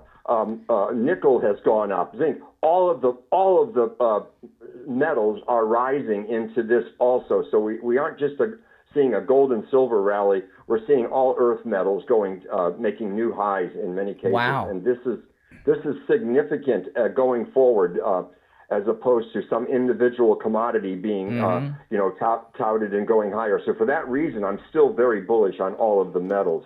And until something happens contrary to this, you got to buy and hold. It's not it's not like there's some big solar panel thing that drove silver up. All earth metals are up. That's amazing. Yep. We're living in the world you told us about years ago, and we're still climbing. Listen, William Youngerman opens up at 10 a.m. And remember, no matter where you're located, even though he's in Boca, no matter where you're located, you can do all your transactions over the phone and through the mail. Okay, his address in Boca is 150 East Palmetto Park Road in Boca, on the first floor of the Bank of America building, just east of US 1 Federal Highway on the south side of Palmetto Park Road. You can give him a call toll-free, 1-800-327-5010. 1-800-327-5010, and online, williamyoungerman.com. And remember, at William Youngerman's, all metals are available for immediate delivery. All right, William Youngerman. Oh, by the way, how's your inventory looking? We're still well equipped with all of the precious metals. So there you go, guys.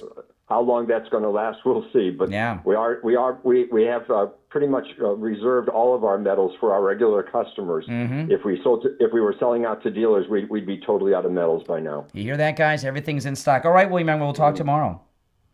Okay, have a great day. All right, take care. Take care. I'm in shock that silver has broke $87 an ounce, Steve. It's unbelievable. Oh my goodness, I know. It's unbelievable. It's insane. I never thought it would go that high this soon. I was. It just seemed like a few days. I was asking William, are we going to get $50 silver? Wasn't that long ago, right? I was asking that, and here we are. There's a lot of big things that are going on, and I just want to go over some of them. Okay, President Trump said on Sunday that they're talking to Cuba. So Marco Rubio. It may not be him directly, but the State Department's talking to Cuba that's under a major crisis right now because they're not getting any oil from Venezuela. We've got the Iranian situation, right, which is, Greenland. They're introducing a bill in the House for Greenland statehood. So, something's going on there. And if these liberals would read The Art of the Deal, they would understand everything that President Trump does. President Trump always pushes for much more than he wants, right? So that if he needs $100, he'll ask for $500, and then when you concede and he gets $400, he's still got more than he wanted. So like this Greenland thing as an example, he's pushing out there. We're going to get Greenland. They're not going to be a state, but we're going to get Greenland. It's a done deal. And the statehood thing in the House and the military force, he's amping things up. So then when he just says, okay, just give it to us, Denmark, and we'll buy it off of you. You'll get some of the profits for the next 50 years or whatever that you want. And it's going to happen, So we've got Cuba, Iran, Greenland, and then of course Minnesota and the city of Minneapolis are in open rebellion and insurrection against the federal government. I mean, what's going on in this country is these lunatics in Minnesota are playing right into our hand for the midterms. They're making such a big mistake because Scott Bassett on this interview he did. I played this clip earlier in the show. He said Americans are the most generous people in the world. But if you come here and you steal from us, we don't like it. And this theft in Minnesota that's going on, the largest financial scandal in U.S. history, $19 billion, people are ticked about that. And, and they're not going to get over it. And when you have these Democrats, the mayor, Ellison, and Tim Walz, say, how dare you investigate our theft? Who do you think you are? The other thing is, it's all been back timed, we used to say. Back timed perfectly so that it's going to end, like when we make a commercial and you got to let it end on 60? Yeah. This whole thing's been all worked out in advance time-wise. So it's playing out. These things aren't occurring in this sequence. Correct. And so close together by accident. That's right. So I guess everything is geared to go off on Election Day. Or as we lead up to it. And that, by the way, that Election Day could be the primaries. We're going to have primaries before we know it. And we want to get it is the primaries. Yeah, and we want to get the right people to win the primaries. Because you can get the wrong people to win the primaries in your party, So, yeah. But that's their problem. Oh, yeah. Hold on, Steve, for just a sec. The thing about this election season, I know people like to say the party in power loses in the midterms.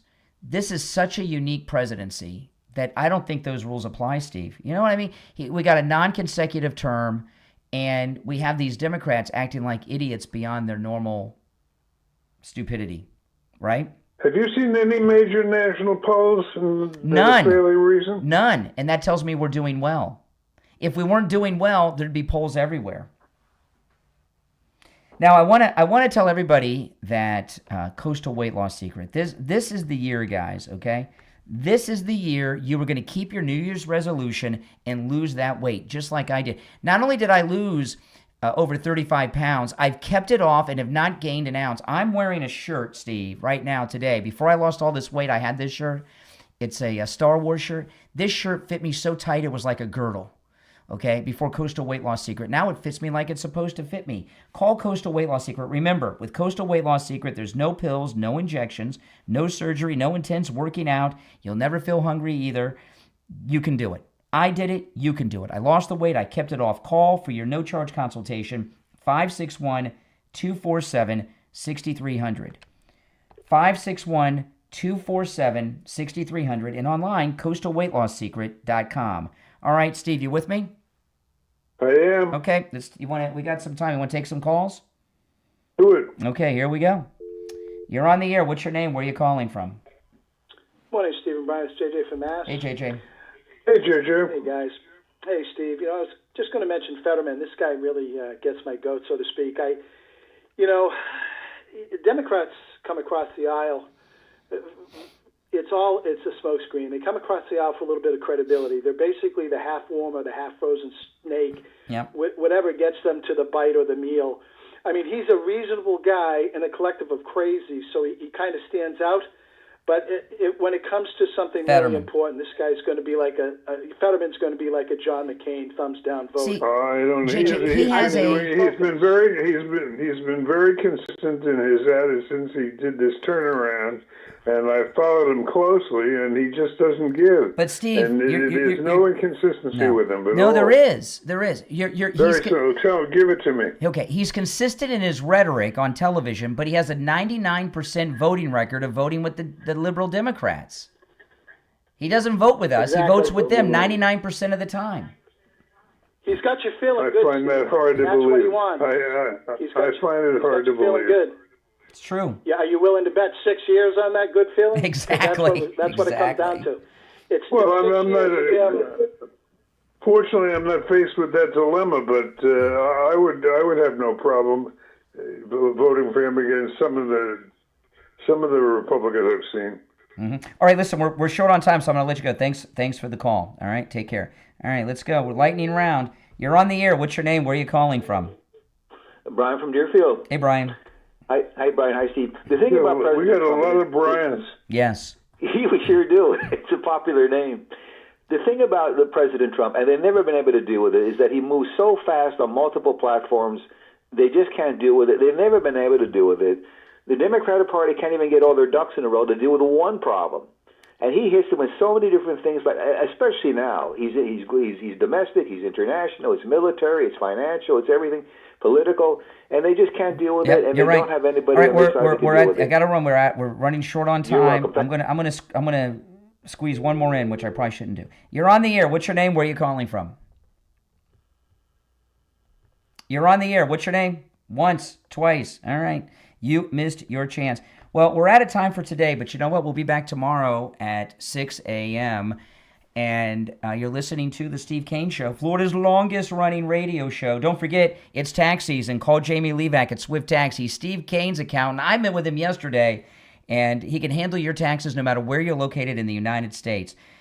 954-773-1587. 954-773-1587. Take care. We'll see you tomorrow morning at 6 a.m.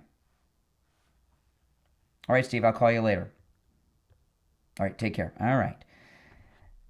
Okay, if you're on hold, stand by. I'm going to take a call or two before we sign off for the day, all right? Let's go. You're on the air. What's your name? Where are you calling from? Once, twice. Yeah, I thought it was you. That's the same person from before. If you're on hold, hang in there. I want to talk about a couple things, and then I've been on the air for 3 hours and 29 minutes, so I'm not going to go too much longer, guys. But I want to tell you this about the midterm elections, and this is a very important thing.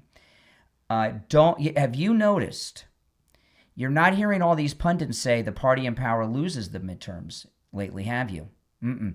And Steve asked a good question. Have you seen any national polls? I haven't seen any since last week.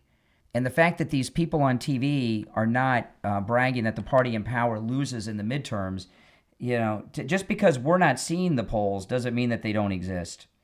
And what's happening is the polls are telling them that everything that President Trump is doing is incredibly popular. And, there you go.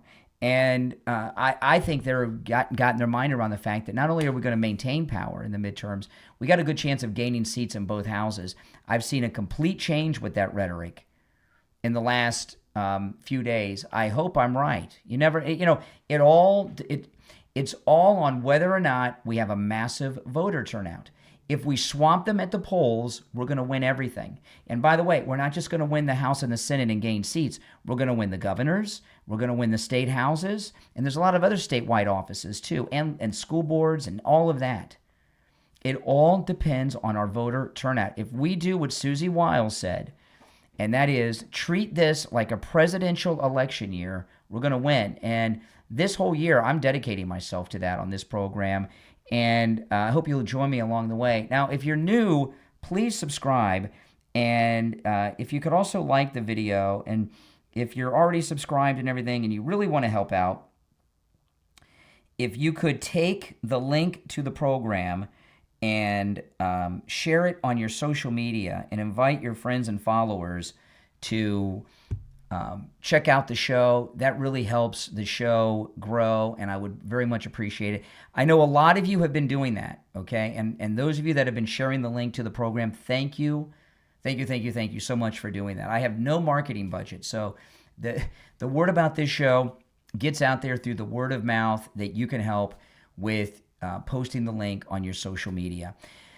My name's Brian Craig. This is where MAGA comes to talk. I'll talk to you next time. Thanks for joining.